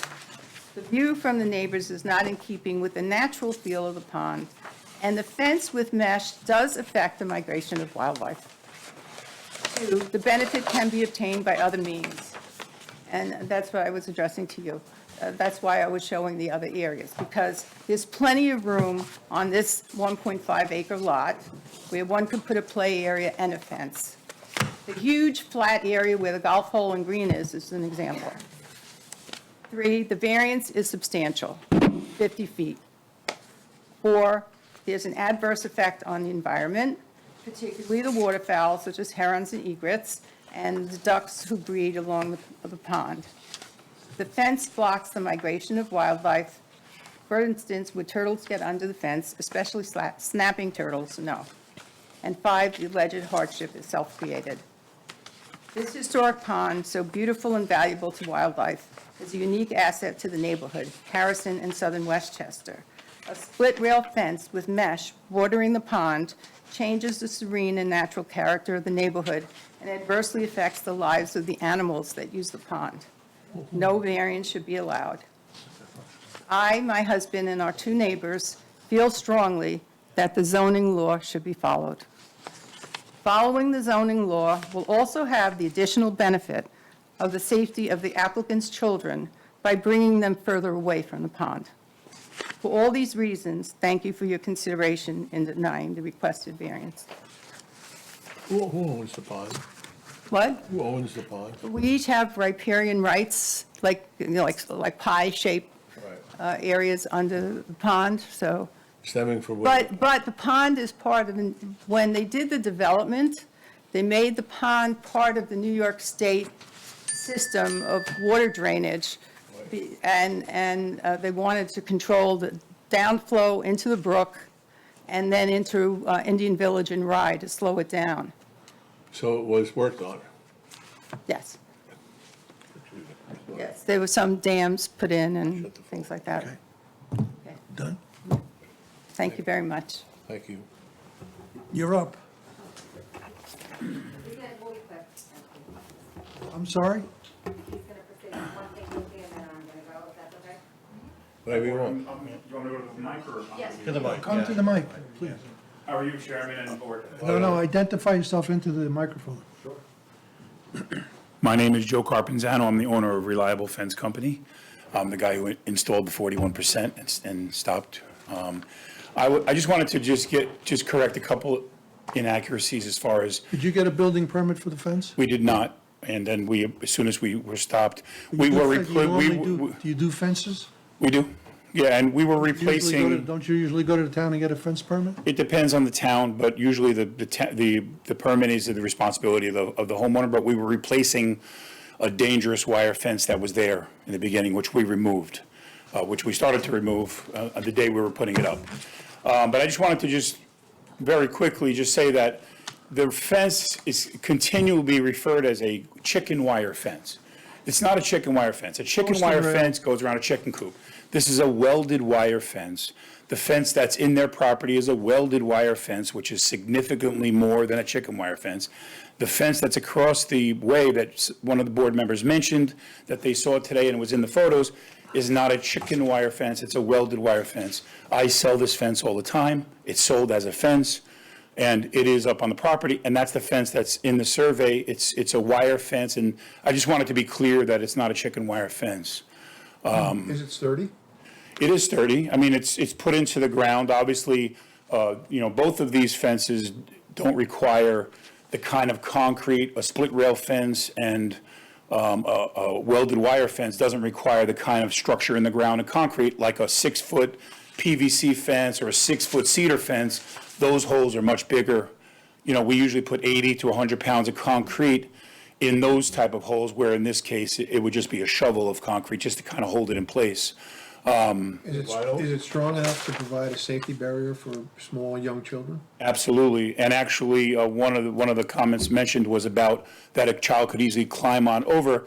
Well, we put that same welded wire, and we do this often, on the client side, not the pond side, of this wire. So a kid actually cannot climb over the fence. It would be like climbing over a chain link fence or something. I mean, kids can climb over fences, but obviously we're talking about younger children here. But in my case, we do this all the time. And somebody mentioned conservancies, and I put up fences in the Rye Conservancy all the time to keep wildlife in or out. I've put up fences on a pond before, where something that has not been mentioned, but I had a case personally that I put a fence up at a property along a lake because a coyote, they completely covered their entire property with a fence to keep the coyotes out, and a coyote swam through the lake and came up onto their property and attacked their dog. And then we put this split rail fence. And just to say as very quickly, before Ms. McKinnon gets here, I did the process with her. She took a lot of consideration, a long time. We talk about this 50-foot setback. So in Harrison, you can put a 6-foot fence in a backyard of a house. So if there was to say put a white, bright vinyl fence at 6 feet all the way around their property, I mean, visually, to me, that's not something that the McKinnons wanted. They tried to get something, one of the board members mentioned earlier, that it does blend. Eventually, it does get gray. It grays out, just like cedar does. And eventually, it blends with nature. And also another inaccuracy along the water's edge. This fence, it's already started to be installed. It's not on the water's edge. It's actually 5 to 10 feet, because it undulates 5 to 10 feet from the water's edge.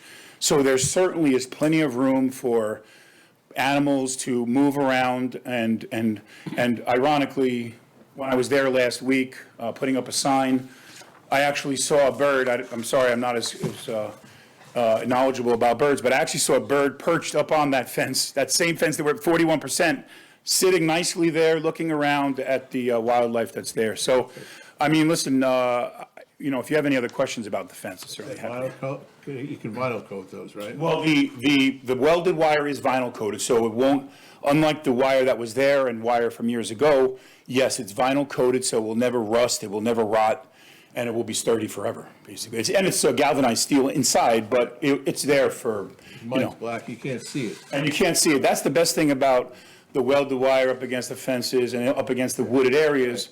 I would also mention that there's also, we took into consideration where the placement of this fence along the garden that they have there. So I really think that and believe that, because I was there when they first moved in and I saw how overgrown it was in May and June, that I believe that once the weeds and everything, weeds, I call them weeds, but flowers and trees and shrubbery grow up, and the McKinnons took that into consideration. They really didn't want, they wanted it all to blend with nature, and they really wanted it to be visually appealing.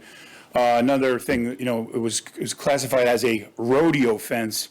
I'm sure some people would find that offensive. It's not a rodeo fence. It's a split rail fence. And a lot of people love the beauty of a split rail fence and would never, ever think of putting another fence, including a standalone welded wire fence, on their property. Great. Thank you. Sure. Mrs. McKinnon, will you come up and make your presentation, please? Otherwise, we won't get out of here till tomorrow morning. Didn't you bring a meal? Yeah. I have a sandwich in the car. Oh, and bacon and eggs. So I took some notes. Yeah, sorry. Hi, my name's Tara McKinnon. I am the applicant for this variance. I think it's important to say that both let me start the presentation. So thank you for your reconsideration on this case. I'm extremely sorry for all the time and energy that this has taken. It continues to be surprising that anyone would feel so strongly about us merely trying to make our backyard safe for our children and any visitors with the upgrade of an existing fence. Let me just add, Ask. what do you have to add? Since the I have a lot last to time add. you were here, and we had come Yeah, to a I- decision, and we reversed it to come back, give you an opportunity to Yep. speak. So please give us what Okay. is new. Yep. So can I have a few counterpoints to the presentation that was just made? So, yes? Go ahead. Okay. So I know the opposition keeps harping on these alternative play area options. I truly don't even get the argument here. Anyone who came to our home and walked around knows that the whole front yard is filled with boulders, ledge, and landscaping, and the side yards are on steep inclines and border the street. It's not an area for children to play. Regardless, though, even if it was a realistic alternative, which again, it is not, like my husband said at the last meeting, this fence is not meant to only make our play area safe. It's making our home safe. The house is so close to the pond. The entire house is situated towards the pond with jagged, slippery rocks at the edge.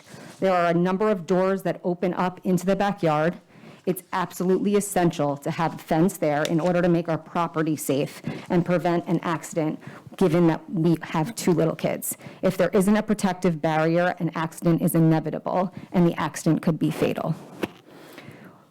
The neighbor argument at this point is, in my opinion, completely unwarranted. The only neighbor that doesn't have a more substantial structure within the 50-foot buffer zone is the neighbor who didn't object to our fence.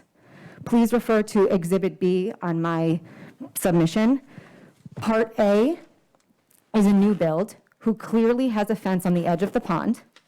They are building a house that has an entirely contradictory aesthetic to our current neighborhood, and they are building a very substantial deck structure that is within the 50-foot setback rule, confirmed 25 feet from the other pond their house borders. Part B of Exhibit B is a picture of the other neighbor who has a solid stone wall structure within likely 20 feet of the pond's edge. The hypocrisy is alarming. And speaking of hypocrisy, in Exhibit C of the LaRusso's presentation, they provided a very clear picture of their man-made stone wall that is well within the 50-foot buffer zone on their own property. And just for the record, there is a walkway that borders that stone wall. The continued focus on beautiful birds, it's pretty, but it doesn't serve any purpose for their argument.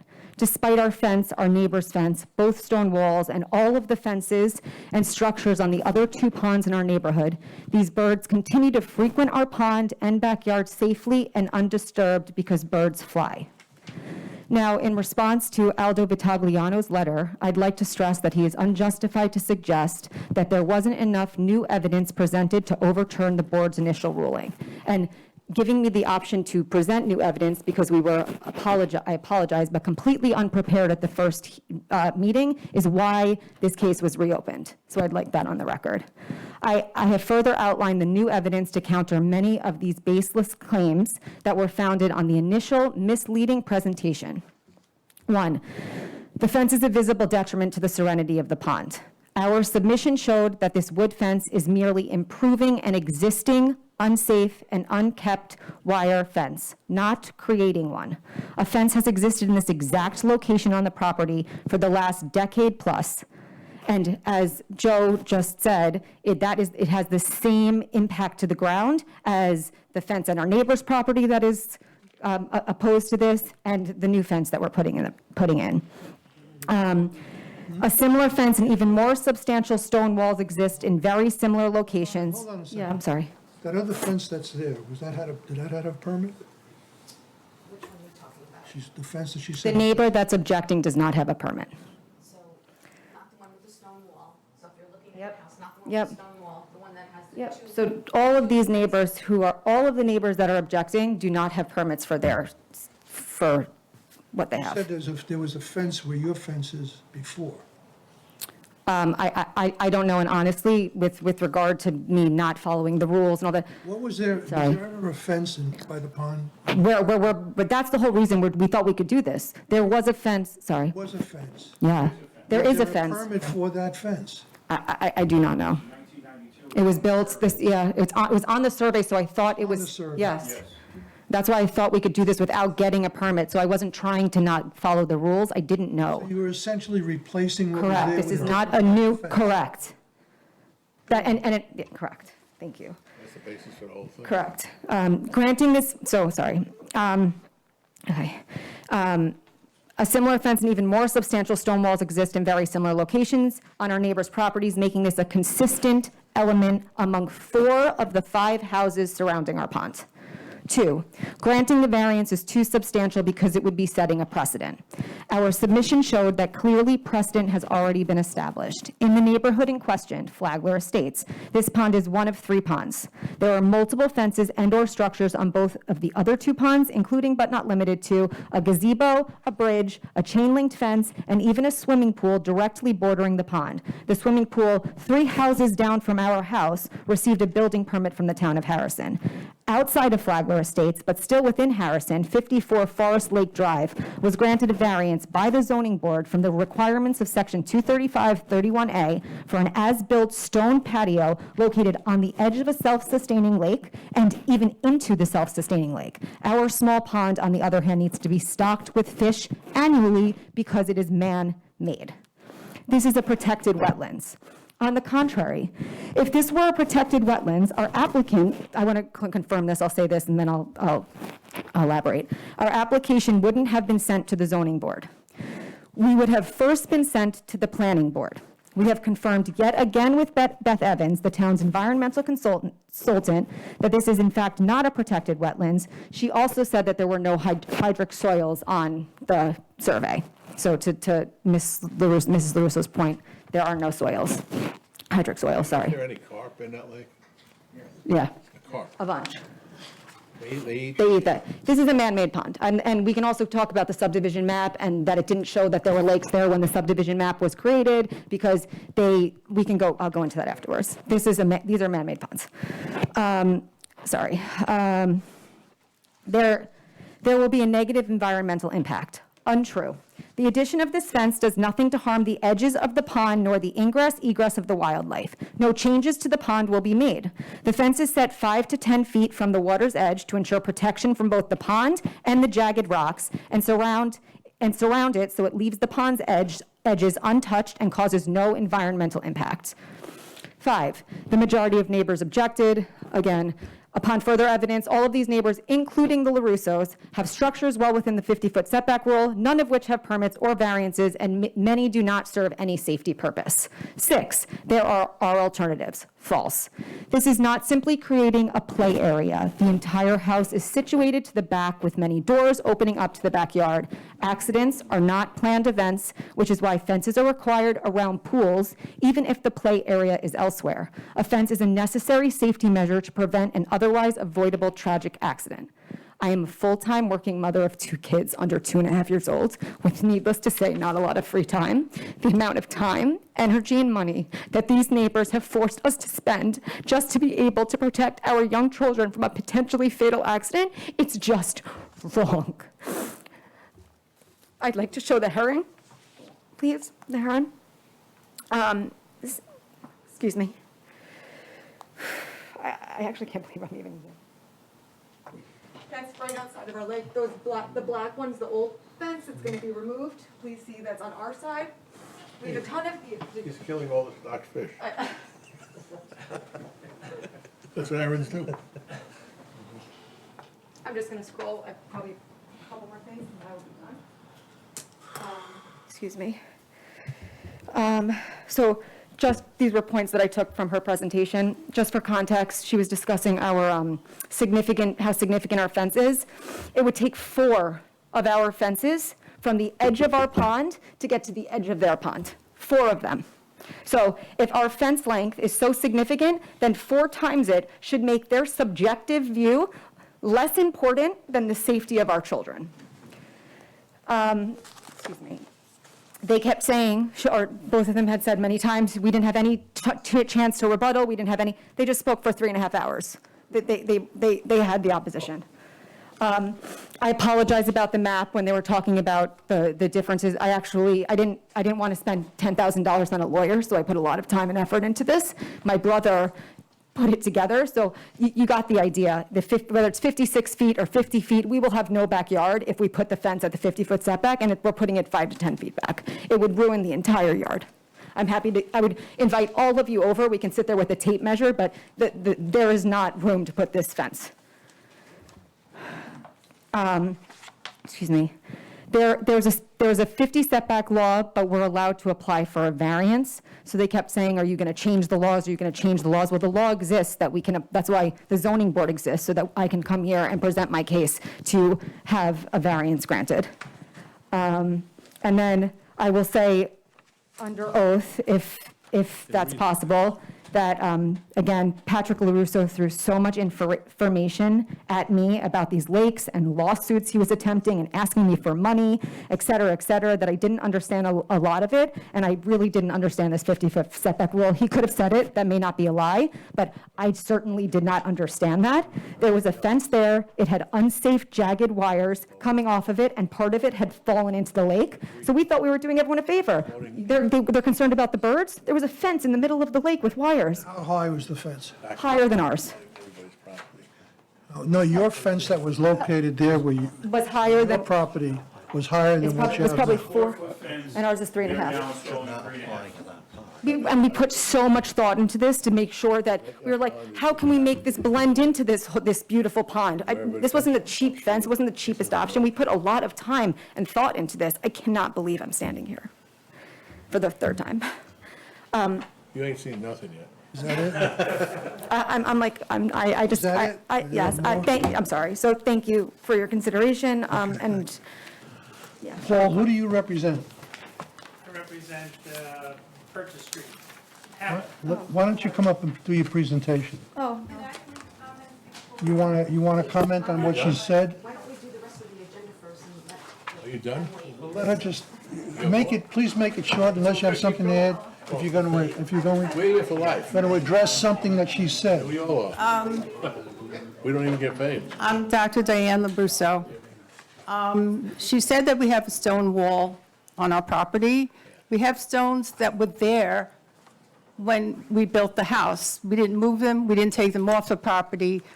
We didn't build a stone wall. Those were existing stones that we just lined up, because what were we going to do with them? Thank you. Anything else? So, and to answer you, my other question, my understanding was that you need a fence permit if you're not building the same kind of fence, and that you could check. But I do want to point out that we felt that we were not notified at the time of the February reopening, and today, You already I'm said that. finding out, Please, but, something new, or deal with something she said, but please don't repeat. well, what okay, you already said. I'm dealing with, she said I built a stone wall. I didn't build a stone wall. Okay. The stones existed. She's already mentioned the pond, and I mentioned that the pool and the fence that exists were built in 1983, before there was even a homeowners association. It was a first or second house in the development. And I don't agree with giving a precedent to build a 50-foot setback where the fence can be built at 50 feet away from the All right, pond. but we already dealt with that. Please, deal with something that she said, or that you're going to say she's wrong about. But please, let's move on. I also, I will comment that I find it very hard to believe that someone as intelligent as Taron McKinnon, with a father who's in the building business and who's built his development on a lake, did not understand the concept of a 50-foot setback. I don't believe it. I'm sorry. I feel very strongly that the stone wall that's on a next-door neighbor's property is not a wall that goes this way. It's steps. So it's not 100 But feet we already long, dealt it's with 50. that. We already dealt with that. Okay, but- Please, we're going to be here all night, I know. tomorrow morning. But you've already So what expressed he's your saying opinion is about we're all gonna that. be here all night. Okay, I don't agree. Also, the mission from Namibia did not build, they stopped their fence in the 50-foot setback. So I don't know what she's talking about, everybody on the pond. The mission from Namibia is next door to us. They put a fence around their property. They did not put it within 50 feet from the pond. So, you can say anything you want, and just the way they drew anything they want. Yes, I feel sorry that they're worried about their kids. They bought that property knowing the pond was there. They're two intelligent people. They knew the pond was there. They should have investigated it. They still can put the fence in. They can put it 50 feet from the pond. There's room. That's why all those drawings show those 50-foot lines going through the house. It doesn't go through the house. The 50-foot line is in the grass. Thank you. Does anybody, I don't want to talk now. I'll give the floor to my friend Paul, You gotta cut and them off. we'll wait till the end. what is Paul, Paul who? No. No, I'm not on this application, I'm on a Oh, different application. I'm sorry. Are we gonna, Whatever. are we gonna start I'll the wait till agenda? the end. but I'm I'd sorry, like what? to talk before you reach a decision. Are we gonna start the agenda? Do I have to close it and we have to discuss If it? you close it, no one else can speak. Okay. Oh, if you're gonna, So do you wanna do the rest of the agenda since it's already 9:30? I'd like to close it. Then no one else can speak. That's good, so we can just, no, they, If you're gonna not the close it, meeting, I just would close, like just to- close that item. If you close this application, then no one, they can't That's, speak. that's fine. Okay. They're done. Well, he has something to say. You have something more to say? I have something to say. I was willing to wait till the end of the No, night. no. Come up and say what you have to say and get it over with, please. You have something new to add, I hope? Yeah. Okay, please.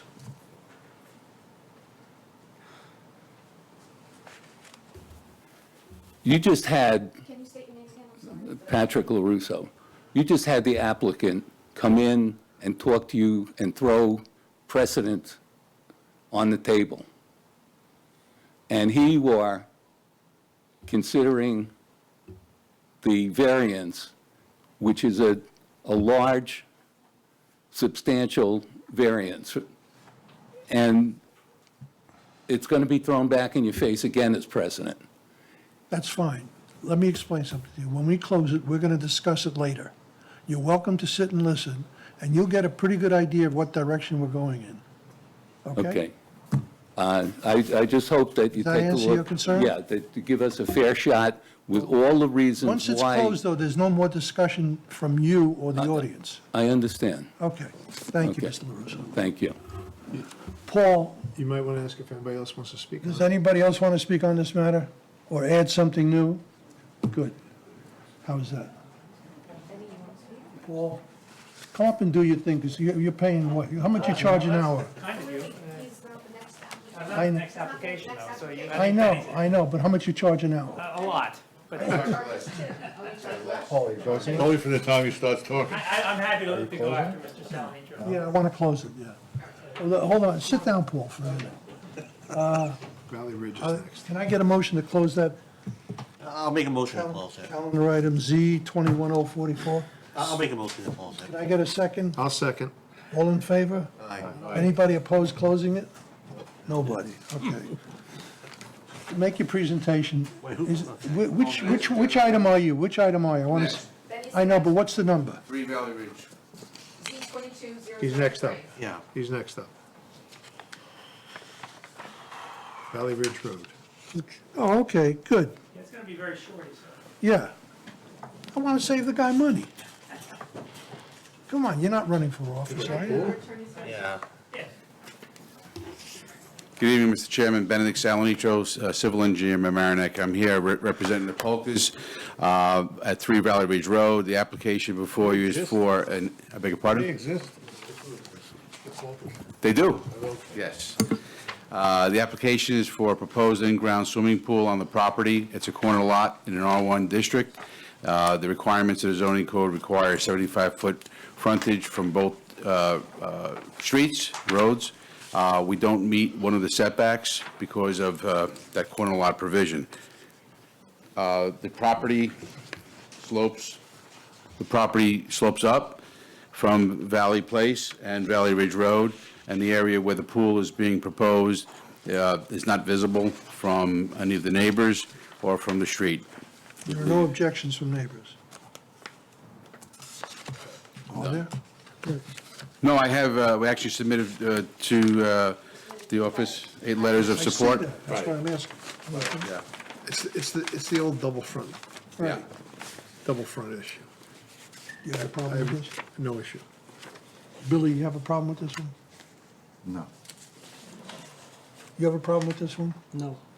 Stephen, Good night, Gracie. Michael? No. You're done. Rather than, just one question, rather than wait for findings for the next meeting, is it possible to vote on it tonight, so, rather than wait for findings? So they're gonna close it, prepare findings. So we Okay. Don't have time to proceed Oh, no. tonight, so they can't vote on it. Very good, thank you. Gotta be next month. Thank you very much. You want to get a hole in the ground? Yeah, we missed the meeting because of the sign. Did you want to speak on this matter, Paul? Somebody motion to close? Can I get I'll make a motion to close. What? You did. Can I get a motion to close? I second. Yeah, okay. Michael made the motion, I second.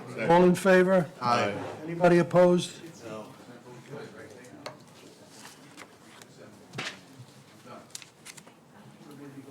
No, we should have taken everybody else first. Calendar item Z 22008. Patrice and Michael Meager. Same issue, double front. You have a problem with it? No, It's just the I pool. was there. Problem with it, Billy? No, it's the equipment too, it's not even the whole pool. I was there. Let's see what she has to say. I was there today. Okay, I couldn't go. When I went a couple weeks ago, there was no posting. Good evening, I'm Caitlin. I'm a landscape architect with Sean Jansky Landscape Architects. I'm here on behalf of the homeowners, Patrice and Michael Mayer. The property is another corner lot. The address is 1 Plymouth Road. It's a fairly busy road along Poly Park, and then the more residential character is along Poly Park. We're here tonight, we're proposing an in-ground pool. All of that is zoning compliant. We're here tonight about the pool equipment.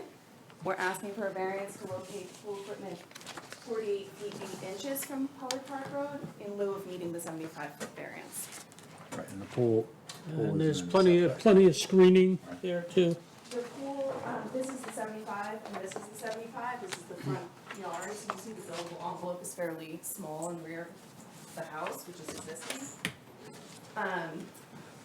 The pool and everything, patio immediately around is all zoning compliant within the setbacks. The pool equipment is just outside the pool barrier fence near the garage and the driveway, which we feel is a location that makes sense on a lot of levels. And I'd just like to add that our clients were able to meet with their neighbors who are at 560, and they walked the property together, discussed the proposed work, and they're supportive Are there of any our letters? Are there any application. letters? They didn't prepare a letter yet, they just met over the weekend, so we could prepare something in writing if that would be helpful. Are they aware of the noise level that a pool motor and heater? They did discuss that, and what you can see in, But the issue isn't the rear property line, it's the side property line. Yes. The second front yard, right? correct, the reason we're here is for a variance from this Yeah.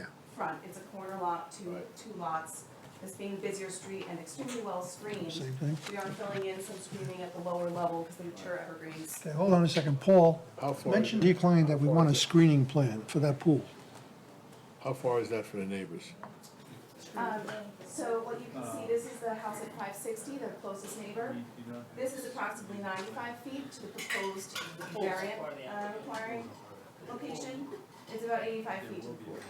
From the house to the pool? From the house to the pool, about 85. Okay. From the house to the proposed location, about 95. Is there any baffling proposed on it yet? Sound baffling? No, but that is something we would definitely consider if that I was, think we would require that. okay. I mean, the main thing is to consider the neighbors more than your client. Yes, we actually feel this is a somewhat unusual or unique circumstance where it's actually more beneficial because the neighbors spend time in their rear yard. And Right. this would be the general area, the zoning compliant location for the equipment. So we actually are moving it further away from where they spend the most time. So it happens to be mutually beneficial in this But there's case. baffling equipment available for that kind of stuff. The sound attenuation material, sure. We can definitely include that. We are proposing solid fencing and shrubs immediately around the equipment area, in addition to the mature plantings that are already here, and additional lower level So evergreens. see, that would work as sound attenuation. To me, oh, which? The solid fence and the shrubs. No, a solid fence may enhance it, I don't know. Can't tell if it vibrates in sync with the pool motor, you're just gonna transmit the sound from one to the other. There are baffling fences that are made just for that. They're either on an angle or some sort of A louvered fence A louvered where they're fence. angled? Okay. but it should come with a spec.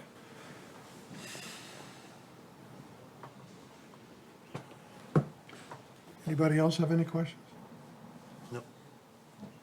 Anybody else want to speak on this matter? We're done for now. We're I have done. nothing to add unless there's any questions. Are they gonna continue to use the driveway on Poly Park? There are actually two driveways, entrances to the yeah. driveway. There's one off Poly Park. Right. The address is 1 Plymouth, and that driveway is here. Right, the one Plymouth driveway is there, right. The other one is Suicide Central, Jesus. Come out of that there. They're relatively new homeowners. They're doing some renovation to the interior of the house. If But I you think could they're aware of suggest that. they close the driveway and save a life. Unbelievable.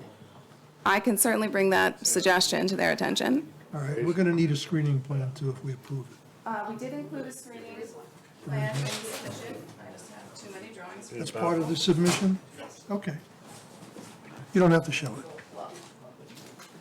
We'll let our screening committee, The Make a darkest decision. filled in ones are the new plantings. What else is here is already mature evergreens.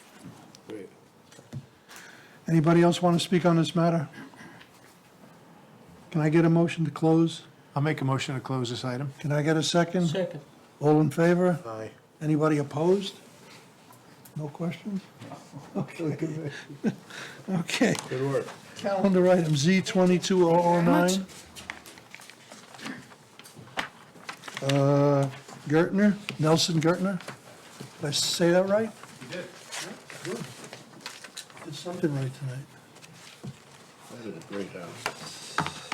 All right, 3999999. that's right, yeah, a lot of nines. My name is Nelson Gartner, I'm at 3999 Purchase Street. It's a 15.5 acre property. It's an old estate that belonged to Carl Forsheimer. It's built in 1918 by Carrera and Hastings, who were the original architects, who you may know built the New York Public Library. Stood the test of time, that's for sure. Yeah, it was a very different time. And ironically, the house was built as the pandemic was, the 1918 flu was sort of breaking out when they rebuilt the house. And Is this already built? yeah, the house is already built. And Forsheimer moved himself and his Oh. family and all their staff and everything out of New York City. The to- accessory to- structure that you're coming Yeah. on, that's already built? No. So the drawing that you have on the first page is, what I'm proposing to build is an accessory structure, which is a 3-car garage with an open bay. We found the original drawings from Carrera and Hastings, and that is the drawing there.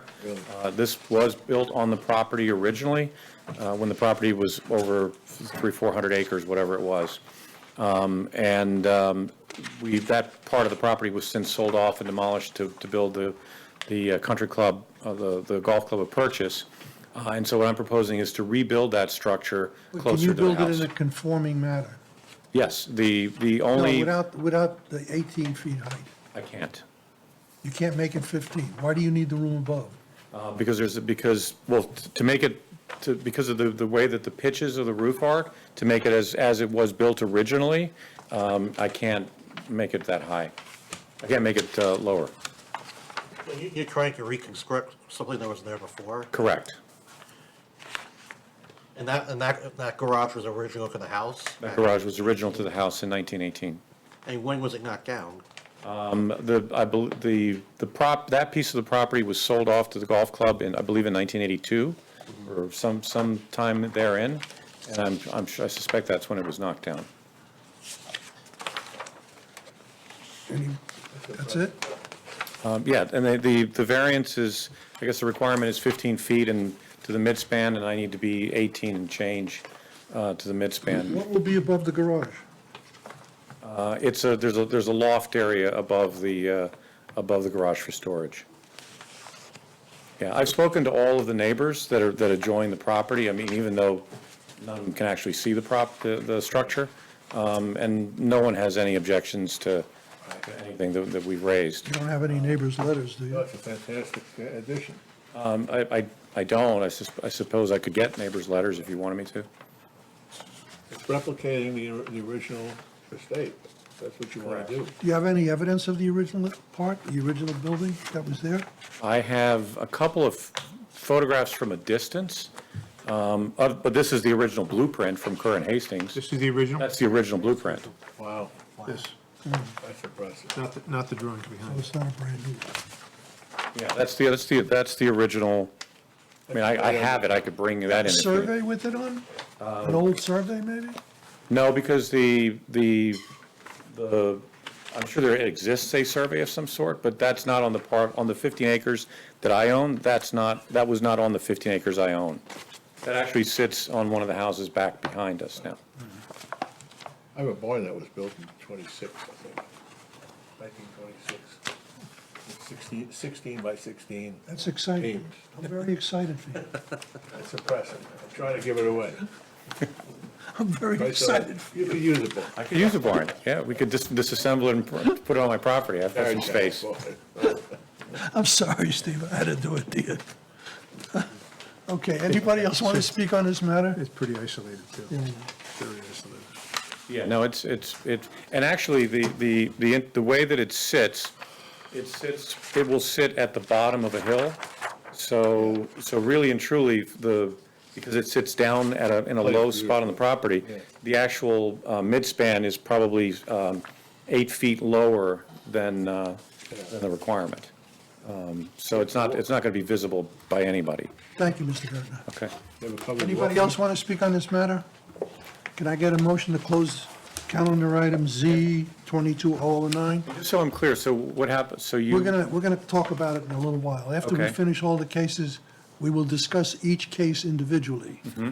You will not participate, Great. okay? But I leave, and then you let me know. You can stay and listen. I can stay, okay. Yeah. You can call me tomorrow if you'd rather. Did you pay the admission ticket? I'm gonna pay you right now. I've got, Calendar item Z 22, oh, we gotta close it. Can I get a motion to close? Motion to close. Calendar item Z 22009? Second. Yeah, second. Motion, I'm sorry. Think how many nines are in that I thing. think Michael made the motion, No, Steve made the motion to close and Ernie Ernie seconded seconded the it? motion. Give him the second. Yeah. 009. He gets the second. 3999. It's the assist. Pretty good. Calendar item Z 22011. I'll take that. Oh, no, Oh. you can keep that. Thank you. I thought you were representing the other guy. I was hanging out with Benny, my friend. I ran up his bill for nothing. Yeah, you did. Well, this is for you. These are pictures for the board and stuff. And thank you. Justin and Kerry Hamill? Correct, Mr. Chairman. Paul Noto, Dorfin Nelson for Kerry and Justin Hamill. They actually wanted to be here tonight, but Kerry tested positive for COVID, so best they're not here. But with me is Alan Ross, our architect, and this is 3086 Purchase Street. It is in the back of Old Oaks. It is, Hamills are renovating. They are seeking to build an addition in the back. It's kind of a flag lot, as you know, and I mean, if you've been there or not. But it doesn't meet the 100-yard setback, so we're seeking a 45-foot variance for the additional space. Given where the house is situated and the neighbors, this would not change the character of the neighborhood, would not be a detriment to neighboring properties. It's located very far away from any neighboring homes. It borders a large embankment in the back, and then there's, at the club property, and then there's woods between the club and the addition. So we are pretty well situated that it's not going to affect anybody. I think the layout, the reason we chose this spot as opposed to other spots is it really matches the orientation with the other houses. And we think it makes a much more sympathetic aesthetic view because it sits nicely as along with the other houses in the neighborhood. So with that, I'm going to turn it over to Alan Ross, our architect, and he'll take you through it. And then, of course, we'll answer any questions you have. Paul, my name's Yeah, sorry. Alan Ross. The architect for the applicant? So basically, if you drive along the old flag, and you enter the property, there's some photographs that we included. So that would be, photograph 1. And then you go to photograph 2, you can see that looking this way, you're looking at an embankment that's, 8, 10 feet high, something 6 to 8 feet high. And then on top of that, there's a fence. So there's really almost no view looking this way toward the house. What's on the other side of that berm there? Up here, that's the kind of proposal. Old dogs. You're aware that we had them put that in? I didn't know it was. As a sound attenuation. I believe what's on the other side of that berm is their equipment shed. It's Yeah. somewhere around here. I drove down the wrong road today. I drove into their equipment shed. Right. Yeah, so did I. I didn't. How did it look? Was it, Very neat and orderly. Yeah, but that's not what you wanna worry about. no, That Nobody sucker stopped me. starts at 6 in the morning Right. with about 15 diesels. And the neighbors had an issue with that, and they forced them to, we're doing this with our eyes open, obviously, so we're Okay. putting an addition there, which is, so Great. it's on us, yeah, yeah, okay. But thank you for that. That's Yeah. helpful. And then likewise, there's a large berm here that goes downhill. So looking at views like 3, 4, and 5, you're basically looking at a hill there also. So the addition is, already down, 6 to 8 feet from, from grade in this part, this bordering property. Now, as of right, they could build out here, but there's another house here, and there's another house here, and it would be more, it would be closer to the other properties, I would say more objectionable to the other properties. And it would also really not work at all with the layout of the house and what's really the front entry and where they want to have parking. It would just be kind of screwy, actually, as a site layout. Let me just see if I get this straight. The addition is really just the garage. Yeah, it's a garage with a office above. With an office on it, yeah. Yeah. So, and basically, we're asking for a 45-foot setback, maintaining 55 feet to the property line. And where's the other house off the, There's another house down here. no, what about from the garage out to the left? This direction? This is Yeah, all, golf this is the course. club. Yeah, That's it's all golf. country All club. golf club? Yeah. Yeah. Saw players there today. I'm sure you did, and I guess the biggest risk for us is the golf balls coming and hitting the garage. That's not from my the errant. problem. I'm sure nobody in the looks, it goes out of bounds, because they're They're such good getting so golfers. old, they're not hitting that far, don't worry. Do you know if the owners had any dialogue with the club? I don't think No. they have, no. I mean, it was We obvious. obviously noticed them, and, It's kind of a, well, there's pretty heavy, you can see from the photographs, there's Yeah. pretty heavy foliage here. And it feels a little, kind of, this whole slope down here feels kind of abandoned. As it kind of like, nobody ever goes there, nobody ever, walking there, there's some old balls, but there's really Lot. nothing going on. I don't think that the club is paying attention to that at all. They're supposed to maintain it. So, to us, it seemed like the logical place to put it. It's well screened on both sides, there's a big embankment, so, although, Where they the want difference to between expand doing this as of right as an accessory building and doing it as an addition to the house, See that. is really the distance and the height. So, that height is ameliorated by again, the higher grade here, so it seemed like a pretty straightforward proposition to us. Can I just ask one question? The neighbor called, she was supposed to send a letter to the board. Her question was, the garbage truck backs down.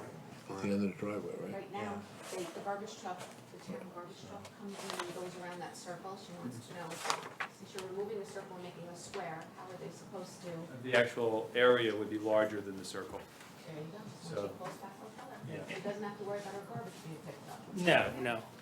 That's what she was worried about. I think it said a small truck But there. she didn't want it to have to bring it to the front. I was like, I don't think we need to do that. Yeah, dude, oh, yeah. All that whole way down? What do you think I'm gonna do when I get home? All right, Not in rubbish. this neighborhood.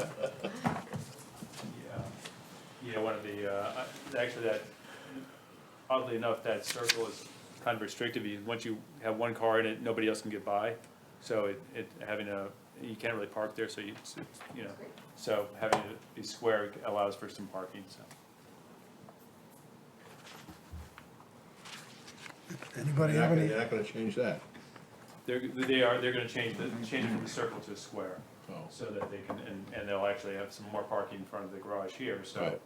access to the new Sure. garage, and they'll have some more parking up here. There's already existing screening. There is existing screening, they're planning to add more screening. One of the owners, one of the critiques of the property is that when you drive in, you kind of look through here, and you're not, basically you don't have a lot of privacy, because there's one opening in here as you drive in that you see, and they want to screen that, so they're gonna add more Yeah, screening. I've been there.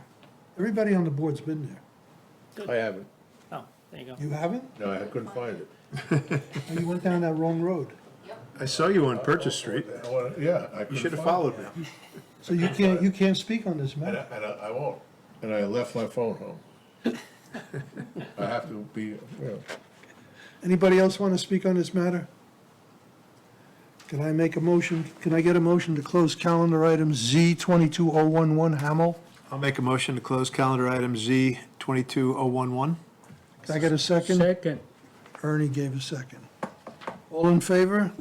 Aye. Anybody opposed? Thank you, Thank you Paul. very much. You Appreciate can it. hang around and listen if you like. That's okay. I've heard enough. Oh, no, why don't you hang around? Yeah, I didn't want to charge my clients to hang around. You should charge the admission, though. I like that idea. The admission. Nice to see you, take care. You too, great seeing you all. All right, calendar item Z 22012 Lung. Anybody here? The one we added for the emergency because Yeah, but it's such an emergency, they're not here. I don't know. There should say a new one. Well, they're coming next month then. I'm sorry. Yeah, can we take a 5-minute break? So we're adjourning that one, we're gonna have to because. or postponing, whatever? Before you take the break, let's adjourn it. Can I get a motion to adjourn calendar item Z 22012 Nikolai Lund? Make a motion to adjourn calendar Z 22012. No, it's too late.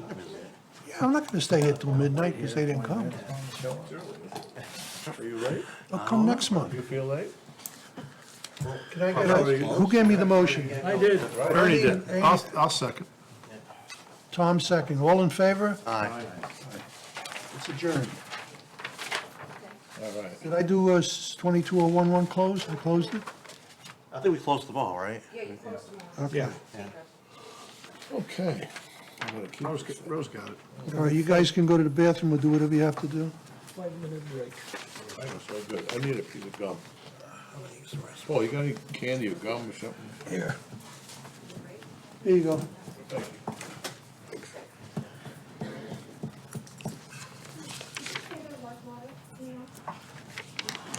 Isn't that funny? I'm sorry? It's funny.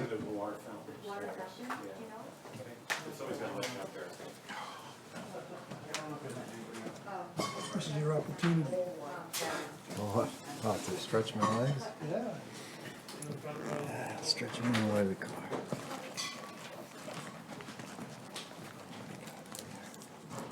All right.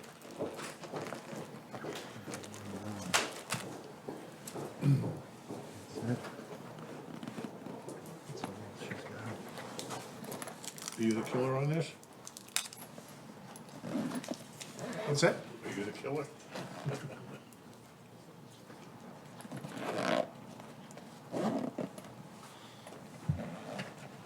Oh, man.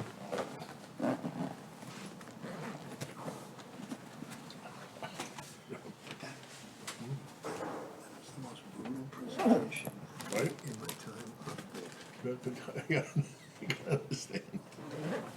That's what, when you join a club like that, that's what I do every week. So they do for a living, yeah, and they go out for 3 beers after that. I'm gonna need a beer after this. I'm gonna need 3 beers after this one.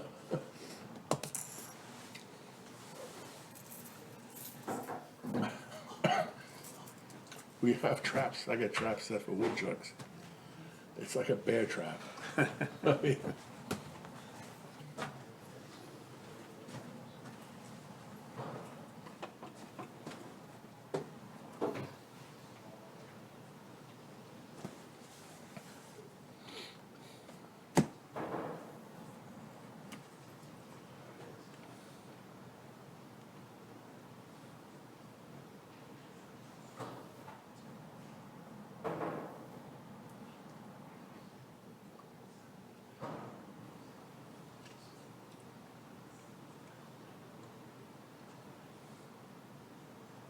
you gonna walk me to my car?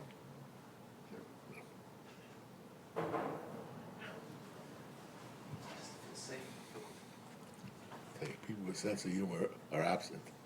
We used to have a fun board. How heavy is that vest? A little heavy. And this is heavy. It's a lot to carry around. That's gotta be 20 pounds. This is pretty heavy, and then this is, Jesus. I guess, another 30. We almost needed it a couple of months ago. Remember that? At Winfield Glen? Jeez. Oh, they were jumping up and down. Did you just get this today? It was terrible. Can you just let me take it out? Yeah, can you? Thank you. Yeah, You we wanna had start on two McKinnon? patrolmen here and, I'll let you start. half the town, half the neighborhood You may came not out be for it. wrong. I want you to. One against the other. I mean, I understand how accidents happen. What? 82 Winfield, yeah.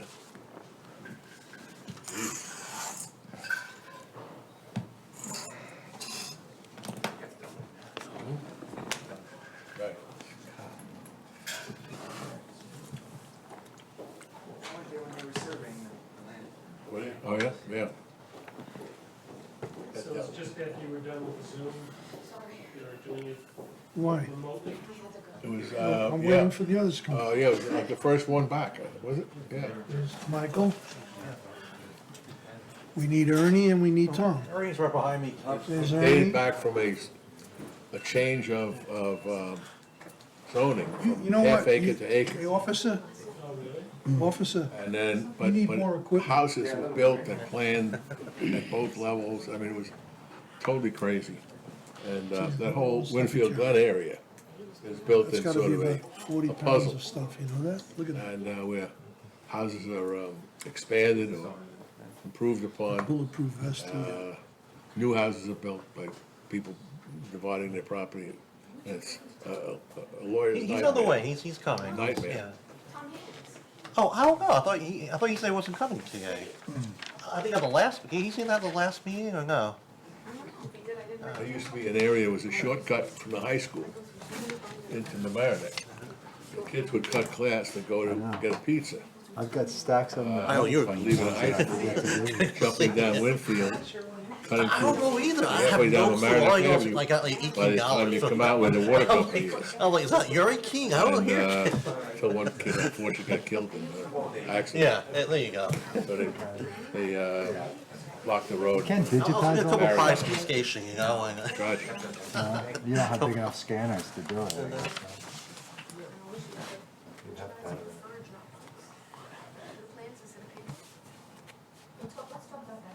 Yeah, I wouldn't mind that. We're still building his house, the guy across the street from me.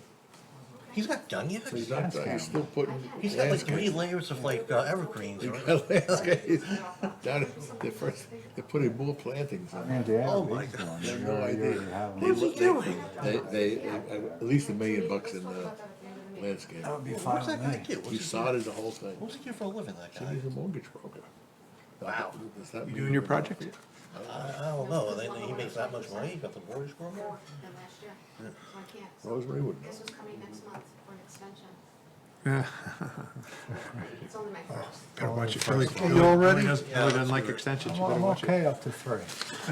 We ready to move on? Yeah. Calendar item Z 21044.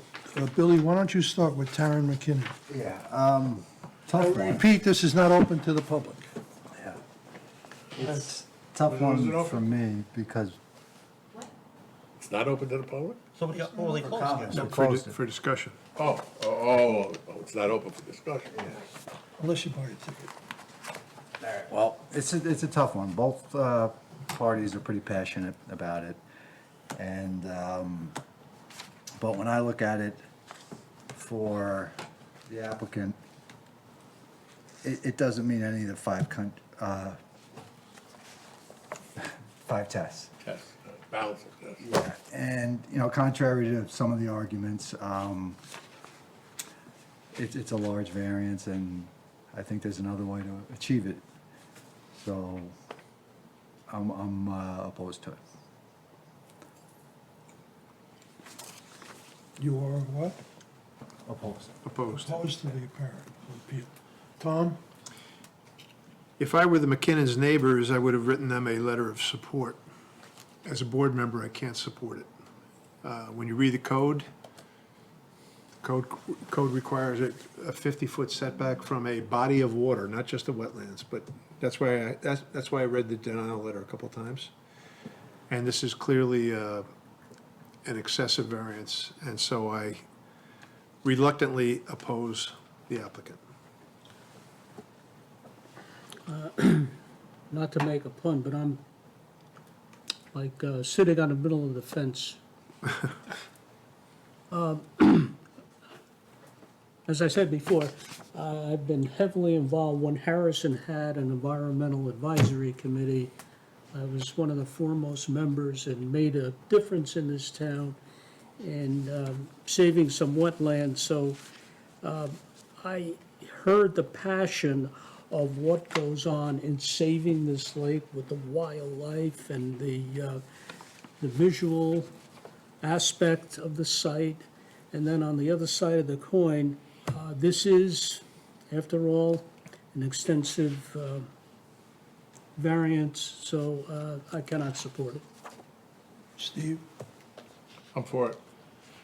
Michael? I'm for it for two reasons. Number one is, I looked at the property today, and I took a closer look at the chicken wire fence, or so-called chicken wire fence that was there, and it's large. It's a large rustic fence that's pretty large. And it's about the same size as the what do you call it, the wooden fence that they're installing, and it's actually, in my opinion, it improves the property. It doesn't, the new fence doesn't change the character because it's basically replacing a fence that was there that's rusted and so forth. And I mean, I don't see how the new fence could affect the wildlife, but the old fence that was been there for 30 years doesn't affect the wildlife. I mean, they're basically the same size. So that's number one. And then number two, if it had been wetlands, I think it would have been a different story, but it's not. It's a man-made body of water, and for me, there's a difference. So I'm in favor of it. You're in favor of the variance? Yes, I am in favor. You're in favor of the variance? I'll add some stuff to mine too. I think if the intent was to build something foul-looking and ugly, it could be achieved by putting sculptures, reflective sculptures on a porch, and that'd be noticed every day. But there was an extraordinary effort made to conform to the area. I think we give too much credit to the fauna and flora for their being discerning about what fence they sit on or not. And the herons eat the fish that you put in there anyway. And I think there's absolutely no validity to the view that one would assume they have in perpetuity. When you buy a piece of property, trees grow, interrupting your view. Trees get cut down, making your view exposed. I have a piece of property where the next nearest piece of property is 500 feet away. New people cut the trees down on the property. My wife wants me to put trees in their place to screen what these neighbors cut down. You can get to all kinds of excesses But that's my point in this. And nothing, if you come back next year, with or without a fence, nothing will have changed. And I think that therein lies the argument. Nothing will have changed. If you tend to be reviled by this fence, you won't look in that direction. If you don't care, you look in that direction and appreciate what's there. And any other way you look at it, you're not seeing it from anything closer than, as pointed out, something like a football field away. That's 300 feet away. That's more than a city block, and I think that's adequate ownership of a view by people who don't own the view, don't own the lake, and by other people who have the same rights going the other way. Now, if you were to look at some of the photography of this contemporary house, and you can call it a monstrosity, you can call it a work of art, you can call it a wonderful metal sculpture. I mean, you can choose your poison, like it or not like it. It's there. Nobody objected to it. It's close to the body of water. The town says, "Oops, we made a mistake. We didn't cite him for it." Another what do you call it? Area that the town also said, "Oops, we made a mistake. We didn't cite him for it." Well, now you have 3 or 4 properties where there's a lot of mistakes, and none of them are really mistakes. They're just happenstance. I have a sculpture on my lawn. People pass by and they said, "Did the plane crash in your yard?" I said, "No, it's a notable sculpture." Well, I'm going to throw up. I said, well, paint it a different color next time you come up. Right. So I think beauty is in the eye of the beholder. All the people are trying to live the best life they can. I understand conservationists only too well. I live for that kind of stuff, and I'm for all of it. I'm also for bringing up kids in a wonderful environment with a lake, and you buy I remember when those houses were being built in 1982, 84. I mean, it was crazy. People went through there and said, "Did you see what they did to that property? Did you see what monstrosities they put in there?" Especially the one overhanging the lower lake, which is cantilevered over the lower lake. I still can't get my eye adjusted to it, but that was a place where people went on a Sunday morning's drive and went through there to see how magnificent it was, to your point. And it was magnificent, no question about it. It's still magnificent. It still is, except they put a berm up to block the noise from 287, I guess. 287? At the far end. I think it's a different section of your area. And built houses up in that area. But so I'm for it for reasons that I think we ought to try to live in happiness rather than not live in happiness, and accommodate your neighbor instead of not accommodating your neighbor. I mean, they're not doing anything to disturb. I haven't seen one thing cited where you accurately said it would disturb something. I don't know that it would disturb anything. Yeah, a deer's not going to come up and eat out of your hand. They don't do it on my property either. But I see them every morning, or as often as I really wish I would see them every morning, because I know they're eating my vegetables, namely shrubbery. So I have no empathy for that. If you can cite something where it's ruinous, or something is being disturbed to extinction, or won't live there anymore, or whatever standards one has, I could be changed, but I haven't seen that, and I've given it a lot of thought. Can't imagine how many times I went through there. In fact, originally I wanted to buy that house, and didn't, because of the way the kitchen was located, but that's another story. That was 10, 15 years ago. And that's why I'm for the applicant.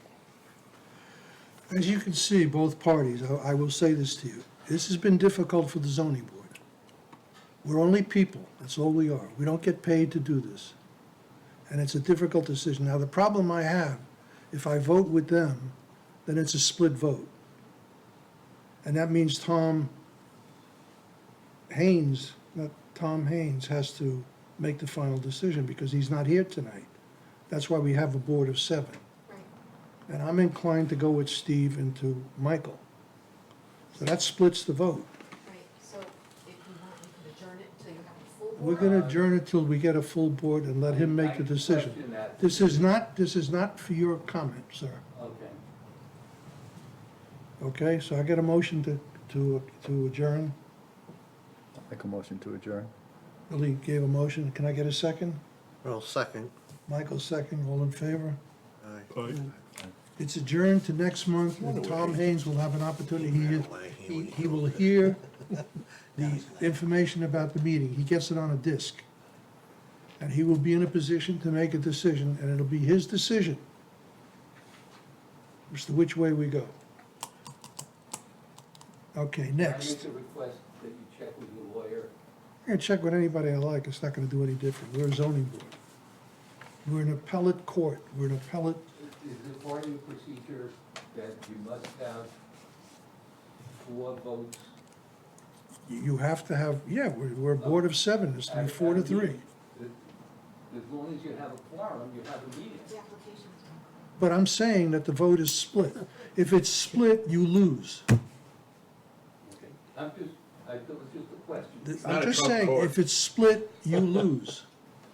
I'm giving you an opportunity by having Mr. Haynes come and give his opinion. And that will sway the board one way or the other. Am I correct, Rose? Correct. And the board members can then change their vote All if right. they want as well. Do you understand that too? So next month, we're gonna adjourn it, and Mr. Haynes will be at the meeting hopefully, and he'll give his opinion, and that'll set the, if he goes for you, then you win. If he goes for you, then you win. Because the other 3, all 6 of us have made our decision which direction we're going. Okay? But if we do it tonight because we have a quorum, then you lose. Or if you want to step outside and settle right now, you can all win. You ought to get down and sit down together and work it out. I don't think this is a major issue. Personally, a 3-foot fence to keep her kids safe is not a big deal, but I don't want to get into that. Next month, you'll have an opportunity to hear where we're going, okay?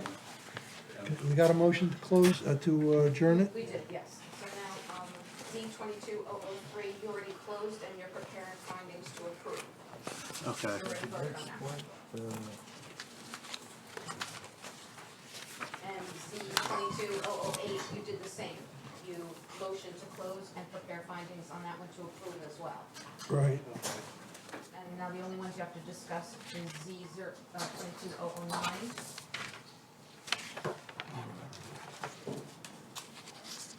That was the detached 3-car garage. Audio number. Michael, how do you feel about that? So as long as the upper space is non-livable, is non-residential, I'm okay with that. Okay. Steve, I think there's an answer to Mr. Harrison, just like the conservatory in Central Park is. Yeah. Ernie, I'm okay. I'm okay. Tom? Good. Billy? Good. You're good. Yeah. Can I get a, well, we already closed it. did find a picture of the old structure. Did you? Oh, yeah? You did? Can we see it? Yeah. You found a picture of the old structure? So great. You can see it, I found a phone book from 1926, Manhattan phone directory. We didn't have phones then, Steve.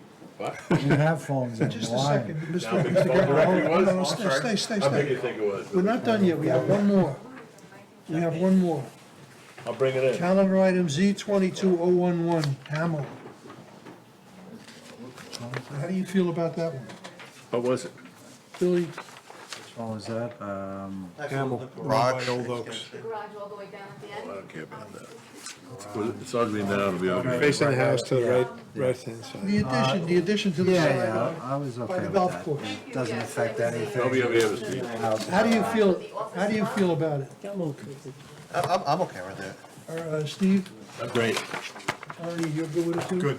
Okay. We already closed it, so all we gotta do is prepare findings to approve. Rose? Did you got that, Rose? I got it, yes. I don't know. Can I get a motion to close the I meeting? don't know, maybe? Throw it out. Yeah, and then we're gonna talk about. Make a motion to close the meeting. Can I get a second? Second. All in favor? Aye. Aye. We're closed.